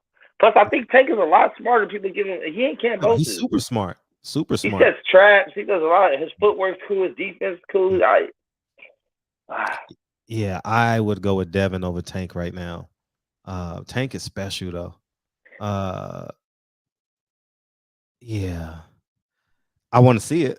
I'll tell you that much. I want to see it. I want to see that fight. But okay, we should be pushing for the fight, like he said. Don't fall back into I'll just accept what they give us. But yeah, man, it's. I just don't see Tank. I just don't see them fucking with Bob to make that fight happen, which means he's got 2 more fights with Bob, a year and a half. Then Haney moves up to 140. Tank probably gonna stay at 135. We might miss that. It might not ever happen. Well, I mean, that's a theory because they can always lean on. I'm not at 140 yet. You know, I'm comfortable at 135. You're right. Because they want the Kambosos rematch and then Loma. We know what Bob's game plan is. Bob wants Loma. I already know. Yeah, for sure. Bob can't have a conversation at 135 without him mentioning Loma. You know, he really likes Loma. You know, it's very obvious. You know, he loves the Loma. He thinks Loma is the standard, and I like Loma. And Loma would be the favorite. Loma would be the favorite against Devin. Vegas would have Loma. So? Hell yeah. It would be like minus 130, or it'll be 130 plus 110 or something like that. It'll be something tight like that. You know, it won't be nothing like extraordinary, but Lomachenko would be the favorite against Devin for sure. And Lomachenko's gonna be like 36, 30 or some shit by the Yeah, time he he gonna be fights old. Dev. He gonna be old. He gonna be old, but I would think he'll be the favorite because Devin's not gonna knock him out. Devin's a 12-round fighter. Yeah.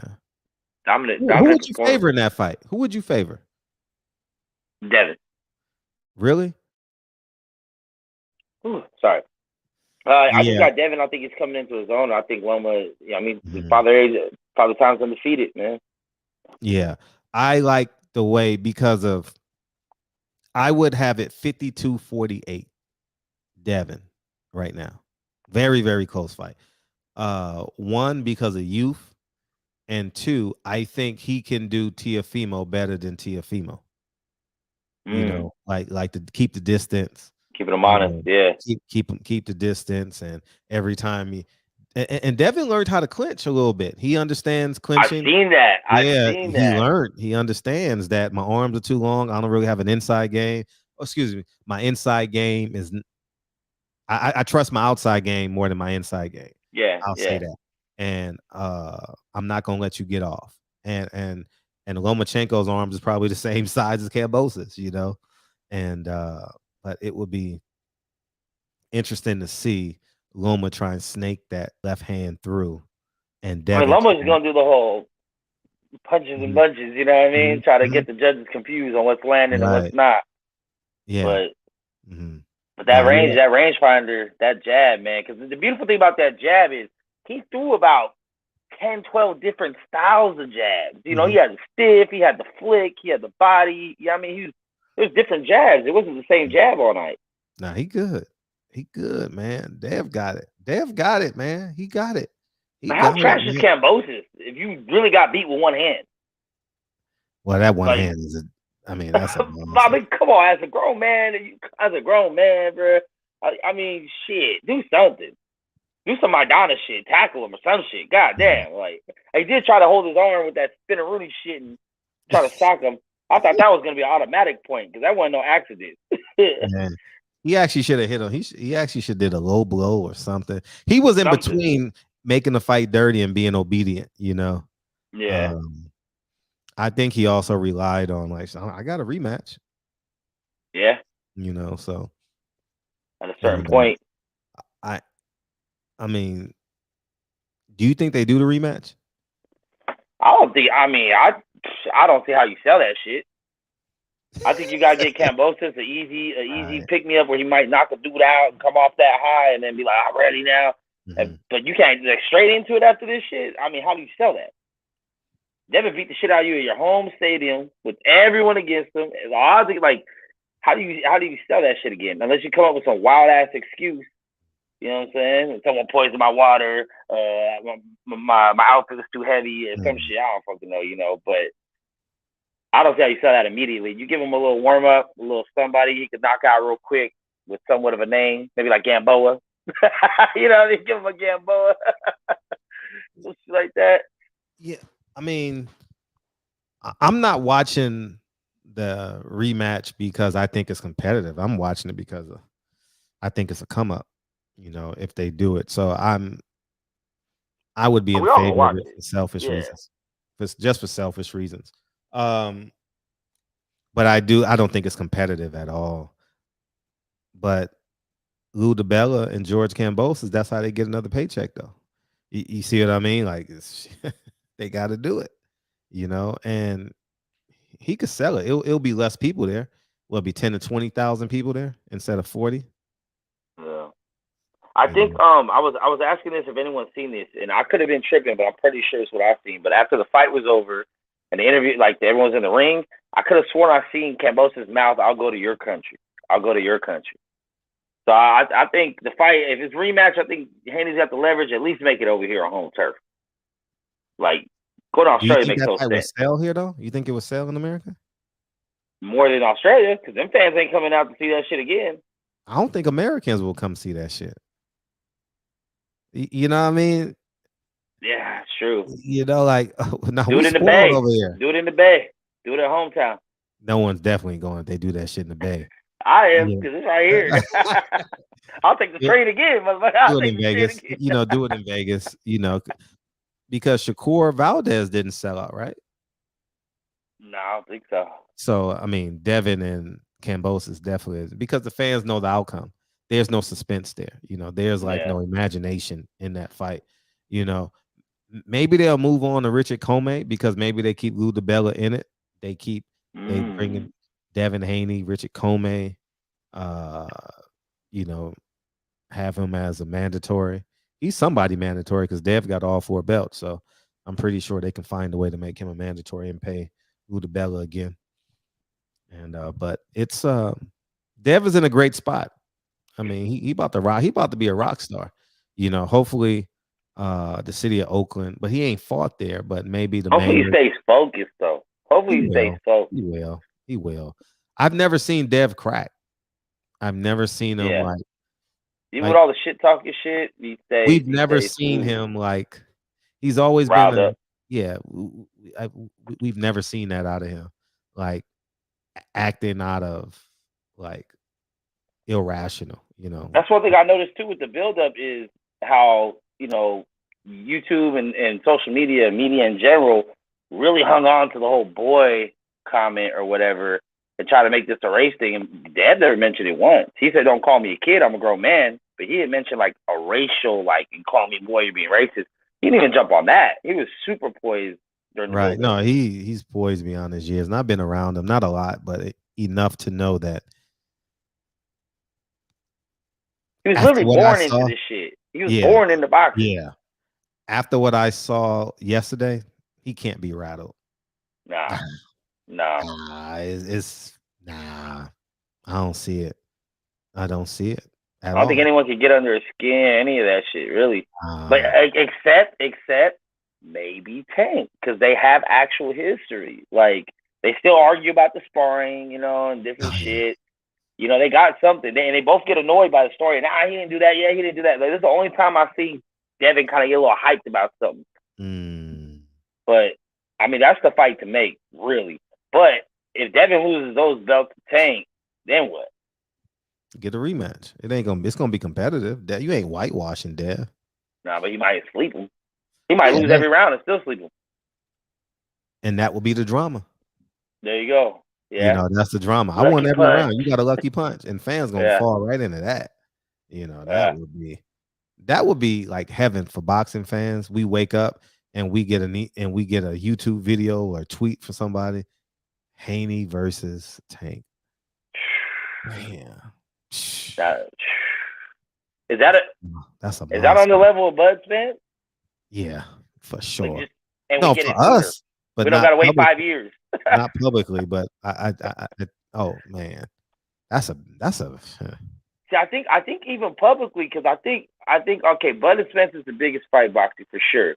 Right. But as far as like that younger crowd and casuals, I mean, Tank and Devin are pretty popular with these 25 and under crowd, but they don't really buy shit. They're not the ones buying pay-per-view. You gotta have your dad buy that shit or some shit for the barbecue and shit. You know what I'm saying? You're 24. Or everyone pitch in. Give me 10. All right. Big facts. Or we're getting it the other way. We're borrowing it real quick. Nah, you right. Nah, you hit the nail right on the head, man. But all the stars show out for Tank. Like, it don't matter. Tank could go fight in a fucking gym and you're going to see rappers and actors and everything front row for his shit. Even Devin, though. Like, I went to his fight against Linares, excuse me. Stars came out to Vegas for him. Yeah, Bill got that connection to the celebrities, I definitely can see that, man. Yeah, definitely. That would be an enormous fight. Yeah, if they don't do it immediately, it's got to be a build up. Then they got to take Tank's next fight got to be something.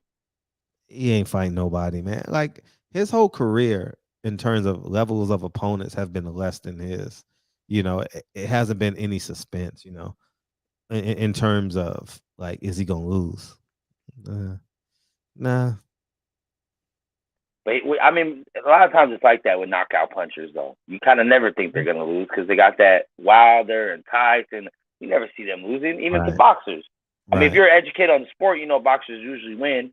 But if you're a casual, you see this guy is 25-0 with 24. Like, you just expecting him to knock him out eventually, sometime within 12. No, you're like, right. You're not, because even with the Rolly shit, like, I don't think Rolly was winning the fight. I think he did win some rounds, and some people think, you know, tank this, tank that. Now, I knew what the outcome was, so, you know, you see he was setting it up, but to even casuals, it's like, motherfuckers weren't even judging that fight, because they're like, yeah, Tank will knock him out. Like, it don't matter. I'm not even going to sit here and score the shit.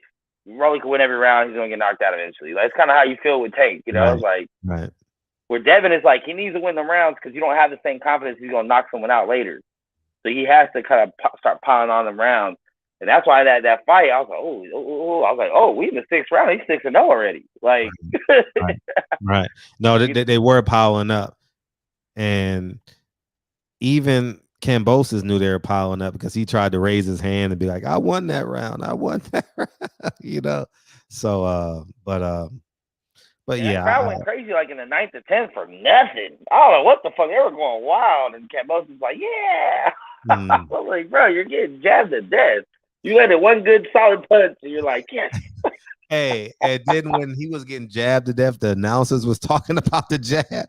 Like, so it made it worse. Like, he was getting jabbed. Like, yeah.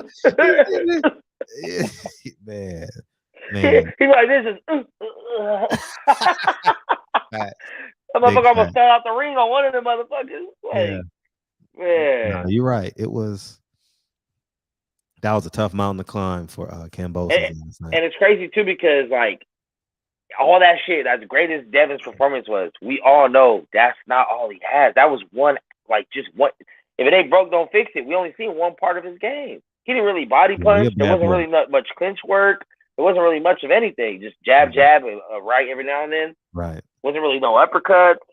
So it's like he still probably got a lot more tricks that no one's even seen for the people that want to study his tape and shit. You know, like no one's really had to bring the dog out of Devin yet in any of his fights. I don't think. It's hard to do it. He's so complete, man. I like how he's a lot more defensively sound coming in and out the clinches. Man. Dev is complete, man. Man. But now, not to shit on Dev's win. Go ahead. Kambosos is not that guy, though. I mean, he beat the guy to beat the guy. I mean, it happens. Let's Douglas beat Tyson and see Robin beat Lance Lewis. Not the guy. Not the guy. I mean, Devin might be that good, though. Now, Devin's already Hall of Fame. Already. Oh, yeah, he's in the Hall of Fame. He punched his ticket to the Hall of Fame tomorrow. Yeah, definitely a Hall of Famer. 100% Hall of Famer. Yeah, imagine 23 knowing you're already in the Hall of Fame, like Mike Tyson. You know? Wow. He can retire tomorrow. All his faculties be done. Yeah. If he wants. He already got the money. He got the belts. Like, I think Kambosos is better than Buster Douglas. Fuck, I don't know, man. I didn't see anything about Kambosos. Because even with the Teofimo fight, right, I picked against Kambosos. I'm not a big Teo fan, but I figured there's levels. But I kind of feel like when Teo went through the whole, let me just rush in and try to knock him out shit, that was his demise. And then when he got knocked down himself, it's like he was trying too hard to get the knockdown back. I think honestly, I mean, I'm not big on Teo, so this is not me, you know, doing anything for Teo. But if Teo would have stuck behind his long jab too, he probably could have had a similar fight. Not as good and technical, but he could have won more rounds than what he did against Kambosos. Right. He's long, he's athletic, he's strong. He could have just did the same shit, pump it, come over the top. But instead, he kept trying to knock Kambosos out the whole fuck around. It was just right. I don't know. I've never seen nothing from Kambosos. I feel like he's like a Walmart Sean Porter, but like a flea market Sean Porter. Let me put that, a flea market. Really? You think he's that bad? Wow. No, I like Sean Porter. I think he's just like a gritty fighter. He's not a skillful fighter. You know, he's got heart. But he beat some tough guys, man. He beat Selby, Mickey Bay, and Teofimo Lopez. Those some tough wins, man. Those aren't easy to come by. For 3 in a row, 4 and 3 out of 5, whatever it was, I don't know. Yeah, I mean, it's a respectable resume. It's not a world beater resume. It's not It's a something respectable resume. Shit. like with those 3 belts, he didn't feel All like three a are 3-belt champions. champ. All 3 are former and current world champions. Yeah, I guess. I don't know. I just didn't see it in Kambosos. I knew Devin was gonna beat his ass from the get go. Easy money. Easy money. It's almost like betting on Mayweather. If the fight was in America, I would have 100% knew it was gonna be a whitewash. You would have bet your whole mansion on it real quick? No, hell no. I would have bet more though. I definitely would have bet more because I know who Devin is. Mm-hmm. You know what I mean? I know shit. You know, it's pretty incredible. What's up, Fred? You staying up hella early in the morning for this Donaire and Monster rematch? Tomorrow, right? Yeah, Tuesday, I think right? It's Tuesday, right? Yeah, I think on our that time, I think What our time is 2:30 in the morning when the card starts. I think it's 5:30 Eastern on Tuesday when the cards start. So Are maybe you serious? I do believe. I believe that's why I looked it up. 5:30. 6:30 last time. I watched it because I was driving to Alabama from Atlanta. Oh shit. Mm-hmm. Yeah. Okay. I'm gonna have to set me an alarm if I'm not already yet because I kind of want to see that too. Yeah. I think Monster's gonna do what he does, but 2:30 next. Hell no, I ain't watching that shit. Hell no, I don't love boxing that much. I love it, but I'm gonna watch the replay. I don't watch the replay. No, I ain't watching that shit. Nah, Blue Blood will be up though. Blue Blood will make sure he's gonna do the play-by-play for that for sure. You know, and I respect him for it, man. You know, don't expect me to stay up late. Blue Blood will knock that shit out. Tuesday too. That's on a Tuesday. Yeah. Mm-hmm. Damn. Man, this year so far, man, has been a good boxing year. I will say that they've been making up for that COVID. And that was fight of the year. That was fight of the year. I know that fight won fight of the year. Somebody, they won it somewhere. You know, I mean, some sanctioning body gave them fight of the year because that was a hell of a fight. That was a hell of a fight. That first fight, and now I'm watching it, and I'm an Inoue fan. I like Inoue. I love, man. He's talented to me. He don't get the respect because he don't speak English. So, and he get the Bob Arum hate. You know, I don't know why people don't like Inoue. He's fucking dope. He's exciting. Never a boring fight. Man, he dope as hell, man. Inoue, my dude, man. I like Inoue. You know, so yeah.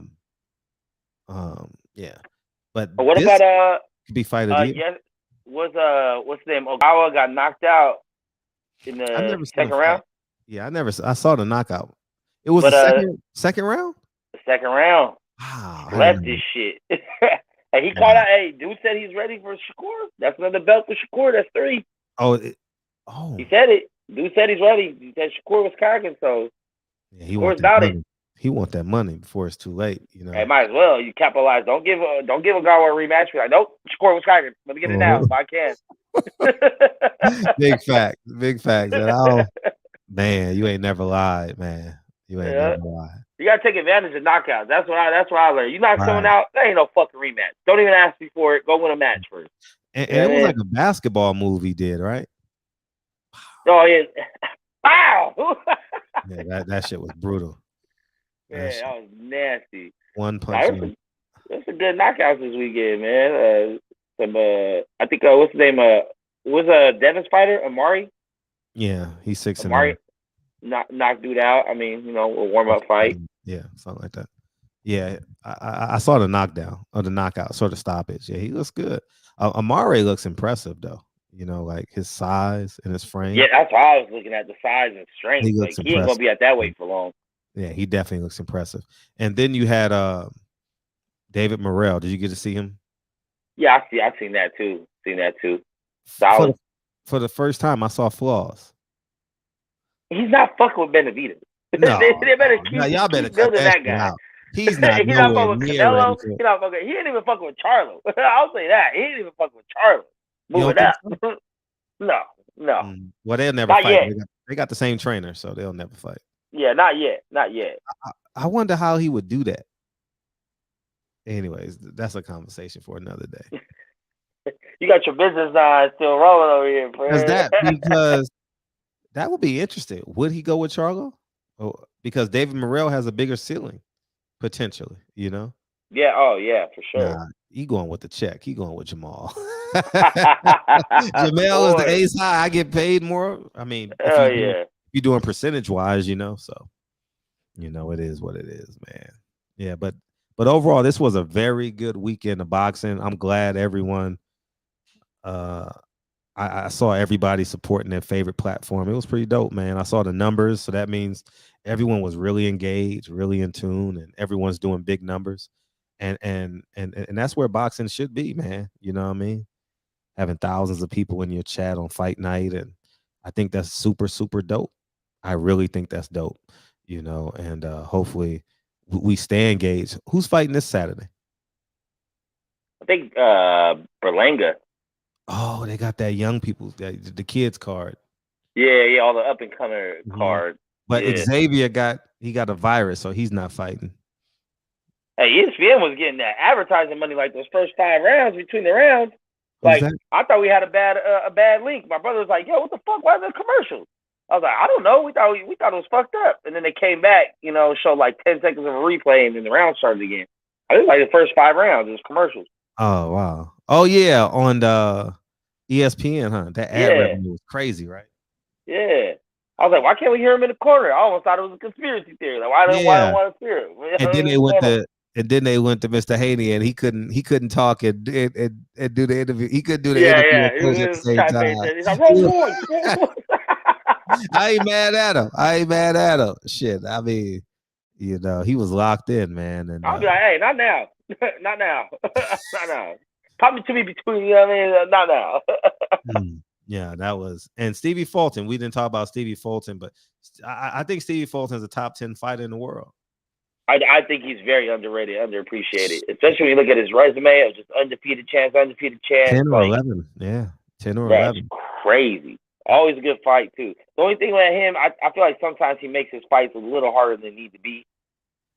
I think he could probably win some of these fights a little easier, but he's a dog. Sometimes a dog come out, he kind of says, fuck it.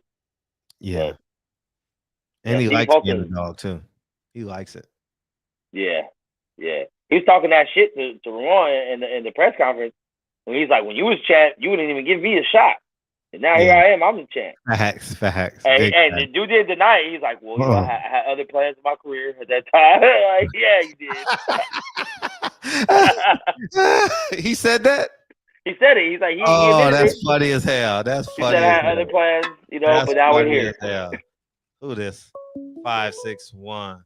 What's up, 561? Palm Beach. Hey, what's up, man? Hey, always good to talk to you. Thank you, man. Thank you. So real quick, I want to throw it out there. My man was talking about the commercials and everything. I wanted to say, I thought it was very nice how Devin had the Jordan shoe on, right? Which, as we know, they don't sell that shoe commercially. Like, you can't buy it special made, which means that Mike gave special permission. And he's only done that with a couple of fighters. So I think that's very telling. Also, like, even the trunks that he wore, it looked like they fashioned it out of maybe some sweatsuit material or something like that. That's what's going to pull in the kids of his generation. That's what's going to make him, give him that rock star status that you're talking about. Also, I like the fact that Devin is a guy who clearly was a kid who was raised not just by a father, but a father who was a man in every sense of the word, man. I mean, Bill Haney's a man. Whether you like him, agree with him, disagree with him, he's a man. And I love how Devin, and Boots too, how these guys are clean-cut fighters, and they are spearheading the next generation of, you talk about Sugar Ray Leonard. Jordan can't sell, Jordan can't sell Tank. Great fighter, he's Jordan level, but he can't be associated with that brand. So a guy like Devin, a guy like Boots, and I'd like to see Shakur Stevenson clean it up. I've actually seen him making some efforts, and I even heard him say it on the the build up for his last fight, talking about how he's like, man, dang, I gotta stop cussing so much. So I like that he's self-aware. And I really feel good about, man, the up and coming crop of fighters, man. And Devin, this kid, man, just I'm beaming. You know what I'm saying? Like, I feel a part of his success. Like, he's, you know, from a guy who was raised by his father. Like, I really big hopes for Devin. So, you know, I just wanted to throw that out there, man.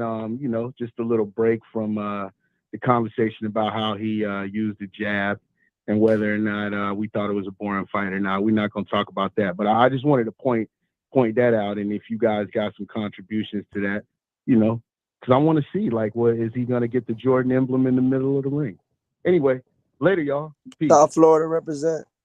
Appreciate you. For sure. Yeah, man. What's up, Kane? What's going on, bro? Nah, we good, man. We good, man. We bad hours over here. Brother, I feel honest. I don't know about you, but the fight, I mean, I was so nervous for the fight.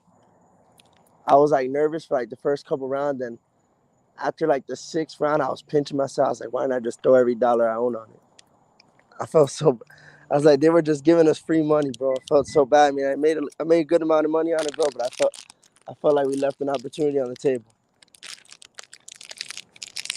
You hear me, friend? Yeah, I'm listening to you. No, that's pretty much it.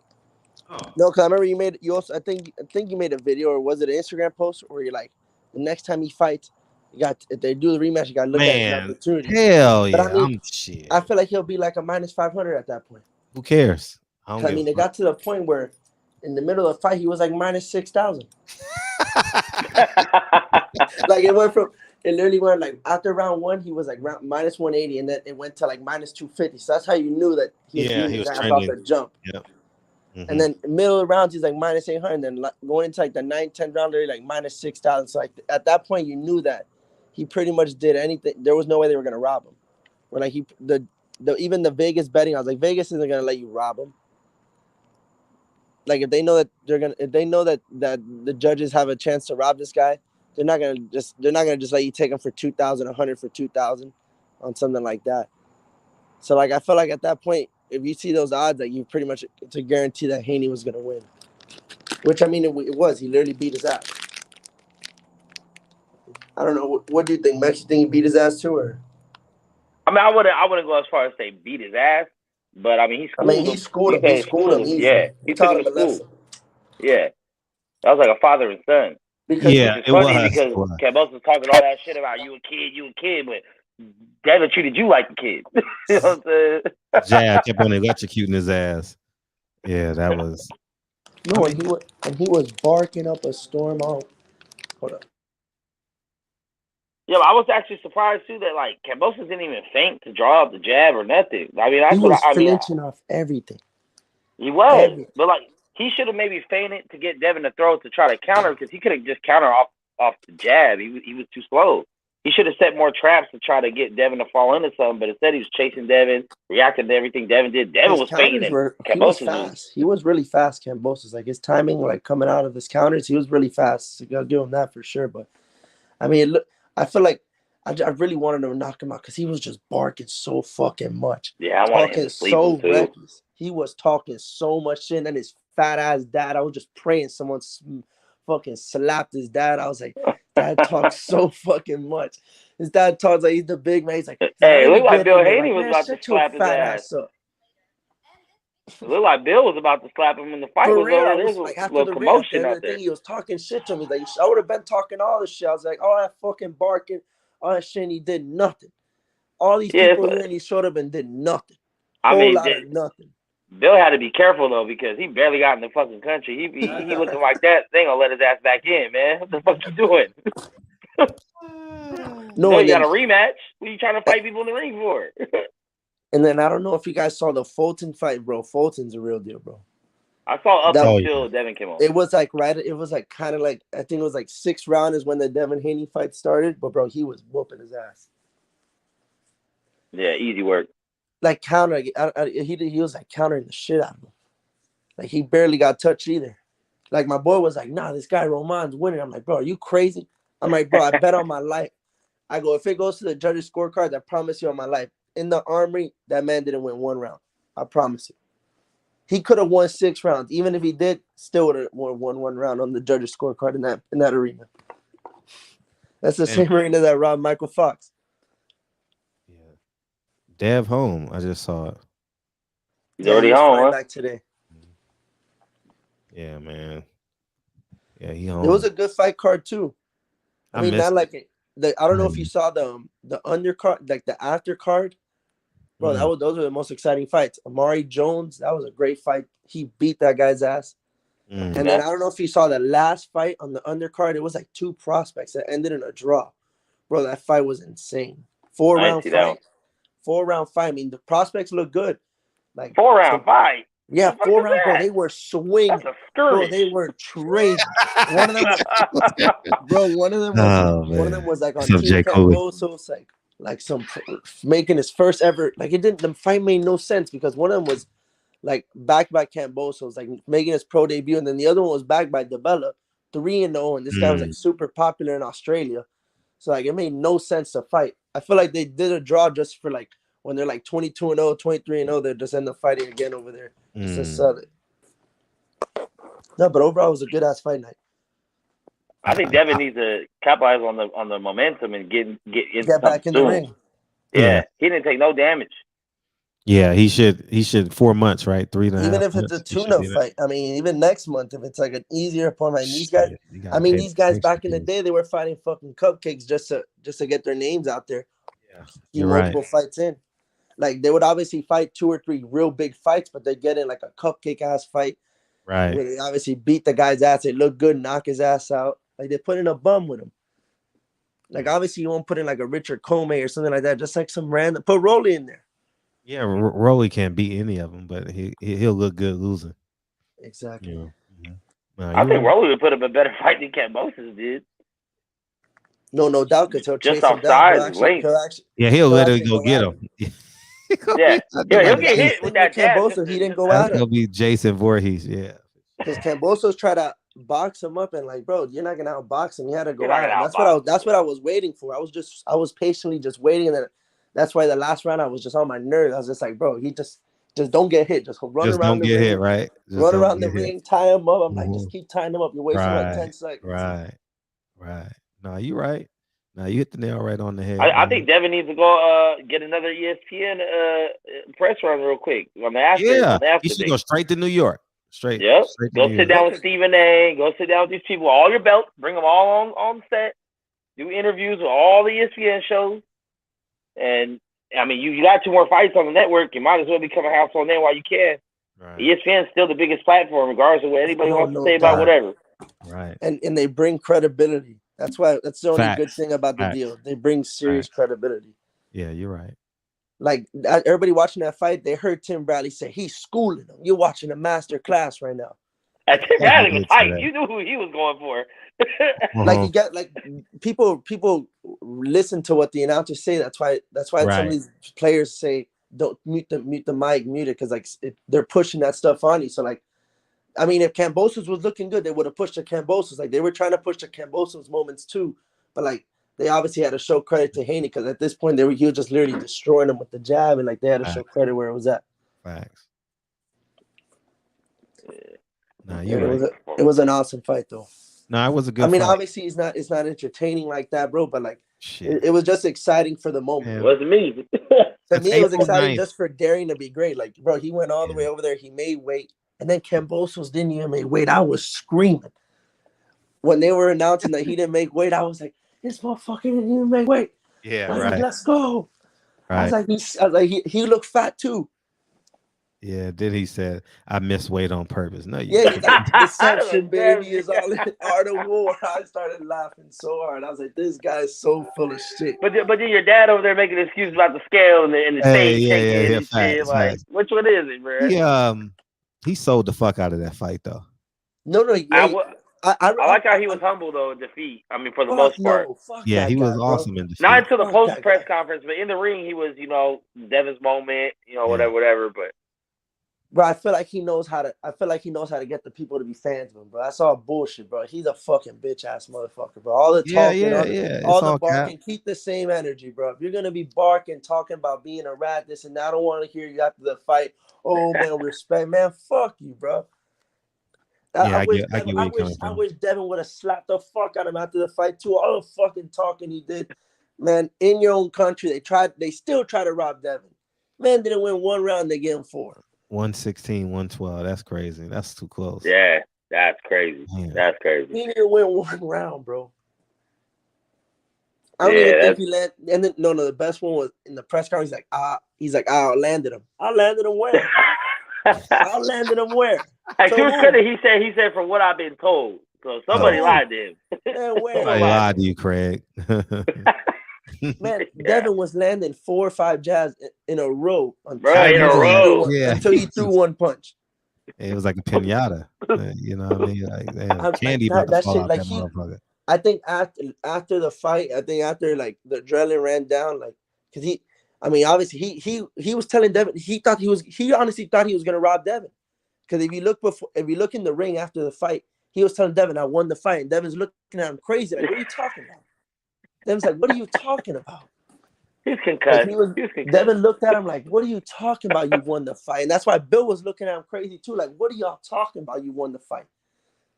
Like, I don't know if he told him he won the fight or it was a close fight. I don't know what he said, but they looked at him crazy. Like, what are you talking about, bro? Like, you had no shot. And they tell you as a fighter, always put your hands up and act always put your hands up, bro. Always, because bro, you look in defeat, bro. It makes the judges look stupid. Yeah, he's at home. He just, I did it. Yeah, it's like Canelo. I mean, bro, Canelo went up, put his hands up too, but I mean, Canelo knew it was done for him too. Yeah, he did. And then he got act shocked. Canelo's not a fool like that. What do you mean I don't do it? What? And what, Fred? You really think you think he'll end up doing the rematch? Yeah, because of the money. He's gonna push for it. Who's gonna push Kambosos or? Hell yeah, Kambosos and Lou. No, but he can. But you think ESPN will push for it? That's what really matters at the end of the day. Well, ESPN don't mind being in the South Pacific. I would think, you know. I mean, but how many fighters are out there? No, I'm talking about just for this fight, the advertising. Oh yeah, of course. That it would. And shout out to the Australian press too, because a couple of those reporters were not letting Kambosos slide on bullshit. They was holding his feet to the fire. And then there was that one lady that I guess has a connection to the Haney family. She was talking about like on a personal note, not on a media note. And that Haney was real respected to her. Just yes, ma'am, yes, ma'am. Haney got that in him, man. Haney, you'll be impressed if you met Haney, man. He's a very well put together young man. He's solid. Devin's solid, man. Make no mistake. Yeah, you ain't gonna have to worry about no domestic violence cases or DUIs or car crashes or anything with that guy, man. Yeah, if I ain't gonna lie, I would say it in my head, but I'm gonna say it publicly now. If a girl say Devin hit me, I'll be like, no, he didn't. No, he didn't. No. It's a money play. It's a money play for sure. Yeah. Dev ain't.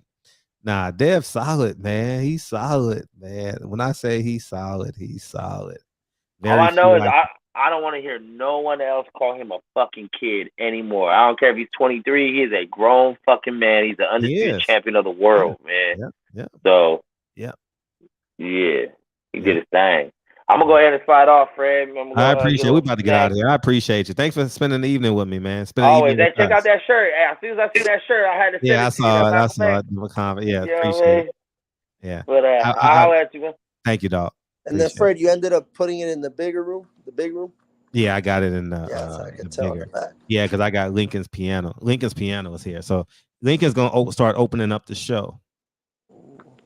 So I bought him a grand piano. So he's going to open up the show and do it like that. And it's gonna be plush in here, man. It's gonna be plush. So I'm not waiting for no one to sign my son. I'm gonna give him my platform. You know what I mean? Shit, you need 10,000 hours, young man. You know, so he gonna be live and in color, and he gonna come in and start the show, play for a couple minutes, and and then we'll start the show. I'm gonna do that every night. Shit. And then you think they'll end up fighting this year? No. No, with the rematch. Oh yeah, they have to. They have to. No, because I mean, if he ends up not fighting this guy, you think he'll end up being Loma, or you think he'll end up taking a guy like fucking Tego or one of those fucking bums? I don't think it'll happen because Al and Bob. It's not that they don't want to work with each other. They know they got like easy money. Wait, but for which fight? If you keep Devin over there and Tank over there, over here. Oh no, Devin Tank fight? No, not that. I don't think was that the one I was talking. No, the Loma fight I was the one saying. Yeah, Bob. Like, those are obviously way more easier to make. Bob wants that Loma Tank fight. I mean Devin fight so bad. Well, you think he wants to give Loma the belts back? Yeah. Everybody knows that. Everybody knows how much affinity Bob got for Loma. It's no secret. But what fans does he have? No, he don't have no fans. I mean, to be honest with you, Devin doesn't really have that many fans either, like ticket sales wise. But like, who does Loma have? Loma has less. Yeah, exactly. Mm-hmm. And Devin's more of a younger star. Yeah, and Devin got to come immediately back to test his power. I mean, his fan appeal. Yeah, because I feel like he needs to get on Bob's good side. Like, obviously, he's not. Obviously, Bob has more love and affection for the guys that have been with him longer. Oh, sure. But I mean, Bob obviously knows how good Devin is. But I feel like once he realizes that like Devin's like the real deal Holyfield, that like he'll obviously push him more and like get way more opportunities. Right. But I think it for sure is a smarter play to stay with Bob. I mean, honestly, obviously none of them is a smarter play. But if you have to pick one of the devils, obviously Bob is better because he's with the better platform. Well, the ESPN platform. ESPN, it's pretty much just for the ESPN, not just because of Bob. Mm-hmm. Yeah, and Bob knows best, and as it pertains to that, like everyone is basically. Eddie Hearn tried to rupture it. Al Heyman tried to rupture it, but they kind of fallen in line, as it pertains to this business model that Bob Arum has created. Because I feel like our social media presence, like the PBC, is horrible. Shit's trash. That's funny you say that because someone else just came on and said that. Yeah. Compared to like Top Rank has like, if you look at the UFC, how they have like their embedded, Top Rank is starting to do like that. How they do like those episodes each fight day, each week of the fight week, where they show you like the moments that happened during that day, and they just push their stuff better. They're way better on YouTube. No, they are. The Zone is also pretty good, but I mean, Top Rank is really where it's at with the quality production, and like they're really high end quality, obviously because it's ESPN. Nah, you're right. I definitely enjoyed it, and the mic stand is coming. I got to go buy one, so expect that sometime soon, I guess. But yeah, man, I appreciate you coming in and hanging out with us, man. Yeah, Right, thanks so much, man. It's Yeah, tomorrow. Sad that we lost. Sad that we lost. Who? Bro. I was just there for 9 hours, bro. We just got eliminated in the tournament. Baseball. Oh, for the softball? No, softball. Hell no, bro. Baseball. That's unfortunate, bro. Baseball. Oh, the College World Series? Yeah. They did in the tournament, first round, they just got bounced out. Oh, after hosting at home. Top 8. Number 6 in the nation, they got bounced. Hey, I'm sitting here watching ESPN yesterday, like rushing that softball game. Well, y'all hurry up. That softball game, because I don't have ESPN Plus, so bro, that's the best. I mean, I know you don't like that, bro, but that's the best. For me, it's the best investment. No, it is. It is. Hockey. Yeah. Every hockey game, every college game, football, basketball, baseball, you get everything on that shit. Yeah, college football season, I think I'm gonna get it. Boxing, everything. College football season, I'm definitely gonna get it. Because I need because Lincoln's gonna be in soccer, and I want to watch these college football games. And if you also got an Apple TV, which I mean, this is a real like glitch on it. If you got Apple TV or like you hook it up to like a PlayStation or Xbox, on ESPN you could do like a quad box on your TV. Where like I know for your setup, I know you'll probably have multiple TVs around like the same TV where it'll be like 3 or 4 TVs. But on one TV, you could have like a quad box where you could have one game on 4 screens. Oh wow! No, 4 games on 4 different screens. And then I mean, if you have Apple TVs on each of them, you can put 16 games on 4 screens. So if you really want to get wild with it. Oh, I didn't know that. No, that'll be dope. That'll be dope. I was watching the Haney fight with like 3 other baseball games, and then on one screen I had facts. Oh, damn, that's dope. That's dope. I'm over here trying to figure out what I'm gonna do with this damn outdoor TV. Like where I'm gonna put it, man. I measured some place yesterday, but I don't want to put holes in my stucco, you know. So I'm like, man, but I don't know, man. What does it rain over there? Well, it's gonna be an outdoor TV anyway, so it don't matter. No, because over here it rains like a motherfucker. Yeah, but put our shit over there in the corner. Yeah, and outdoor TVs are just dumb ridiculous. You know what I mean? Shit, minimum 7,000. You know, so they're just crazy with it. So, and I need 2. So imagine that. All for the sake of being outside, but I think it's just important to be outside. You know, being stuck in the house and shit. So. No, facts. And I've never had a backyard that had everything. So this backyard has everything. So. No, and the best part about it, it's gated up. Yeah, I have a gated. I'm in a gated community. Well, don't forget the gated community. You got walls around your yards. Like yeah, thank God for that. Thank God for that. Yeah, I kind of built it. I added some stuff to it, you know, that can make it feel like a home and be safe, and you know. But yeah, hard work, dedication, man. That's what it is, man. That's what. And hopefully you guys saw it in real time, man. You guys see me grow over the years, and I'm just that testament, man. You really can literally bet on yourself and save. You can bet on yourself and save. Bet on yourself and save. You know, if what you want is getting in the way of your purpose, you the problem. You know, so yeah, man, you gotta feed those needs. So, anyways, man, I appreciate y'all coming in here tonight, man. And yeah, man, and I appreciate Kyle not in here, so I'm gonna just say play the song. Play the song. Brett, have a good night, brother. I appreciate you, big homie. Thank you, dog. Thank you, and continued success as well. And thank you guys, man. Just give me some time with the setup and shit. It'll get right. For those you've been asking about my books, I'm gonna put my books back there that I wrote. I'm gonna have my movie posters and stuff like that, and we'll make it do what it do. So, anyways, man, yeah, Devin definitely needs to go on the Breakfast Club. Stephen A. Smith, he needs to go. He needs to not only touch them, he needs to touch. Devin should do interviews with all the media that flew from America. He should give them 10 minutes of their time, and as gratitude, just tell them thank you. You know, there was about 7 to 10 media members that flew over there, and Devin should definitely go. Well, I know Mr. Haney will do it. You know, he should reach out to all those guys and do 10 minutes with them just to tell them thank you, because that's a hell of a journey. 28 hours on a plane, round trip. Shit, fuck you. Like, man, you got a link? Anyways, man, I love y'all, man. I'll see y'all tomorrow night, man. Appreciate y'all, man. Is there a link? Shit, can we do a Zoom meeting? man, you get me on the plane now. It's ridiculous. You know, the kids going to Hawaii. I'm not even going to Hawaii. You know, they going to spend time with their auntie. You know, I ain't going. Dre is going. Grandma's going. I'm not going. Yeah, man. I appreciate the people who bought the movie too during my thing was going off. Thank you. Keep on buying it. Tell a friend to tell a friend to tell a friend. I appreciate y'all buying the film, man. Thank you so much, man. It means a lot. Seriously, 100% independent, man. Yep. I never knew. And destined.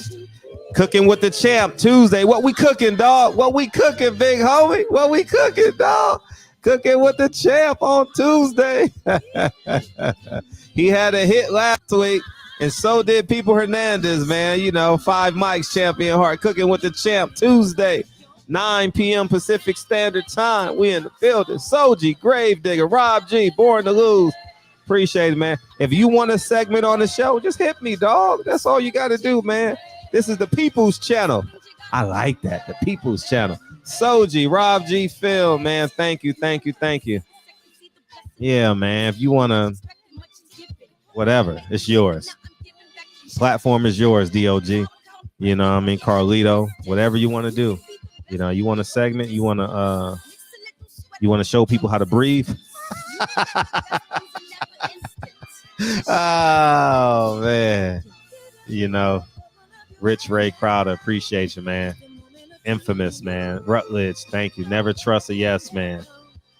Yes, man. Yeah, man. I appreciate you, man. Cooking with the Champ Tuesday, man. We're going to have a good time, man. Yeah, buy checks and balances, man. So J. Rob G. You turn to be the greatest, yeah. Bobbing and weaving and changing up like a season, indigenous to the grind. So I do it for all my people. Yeah, man. It's Deontay Wilder has a song coming out on Juneteenth. What else? Tevin Farmar, Mickey Bay, TBA. I want to support that fight. And Nonito Donaire. This too. That hey, if you stay up, you're gonna get your money's worth. I'm not staying up, but I will watch it in the car after I take the kids to school. I will watch it. Rehearse. It's gonna be on ESPN, so I can watch the replay on ESPN. Yeah, I'm on my. Oh, I need because the devil is a lie. Hey. I need ESPN Plus to do that shit. It's all in what you do. Oh, you thinking shrimp and chicken kebabs? Yeah, man, that'll be dope, and it's quick too because you got to, because it's shrimp and the chicken. That should be done in 5. Oh man, hey Champ, you'll love my kitchen, dog. Oh my gosh, you'll love my kitchen, dog. Man, it's like a shit. Dun, dun, dun, dun. Well, when you come to LA, man, we gonna campaign and champagne, man. Appreciate you, man. Love y'all, man.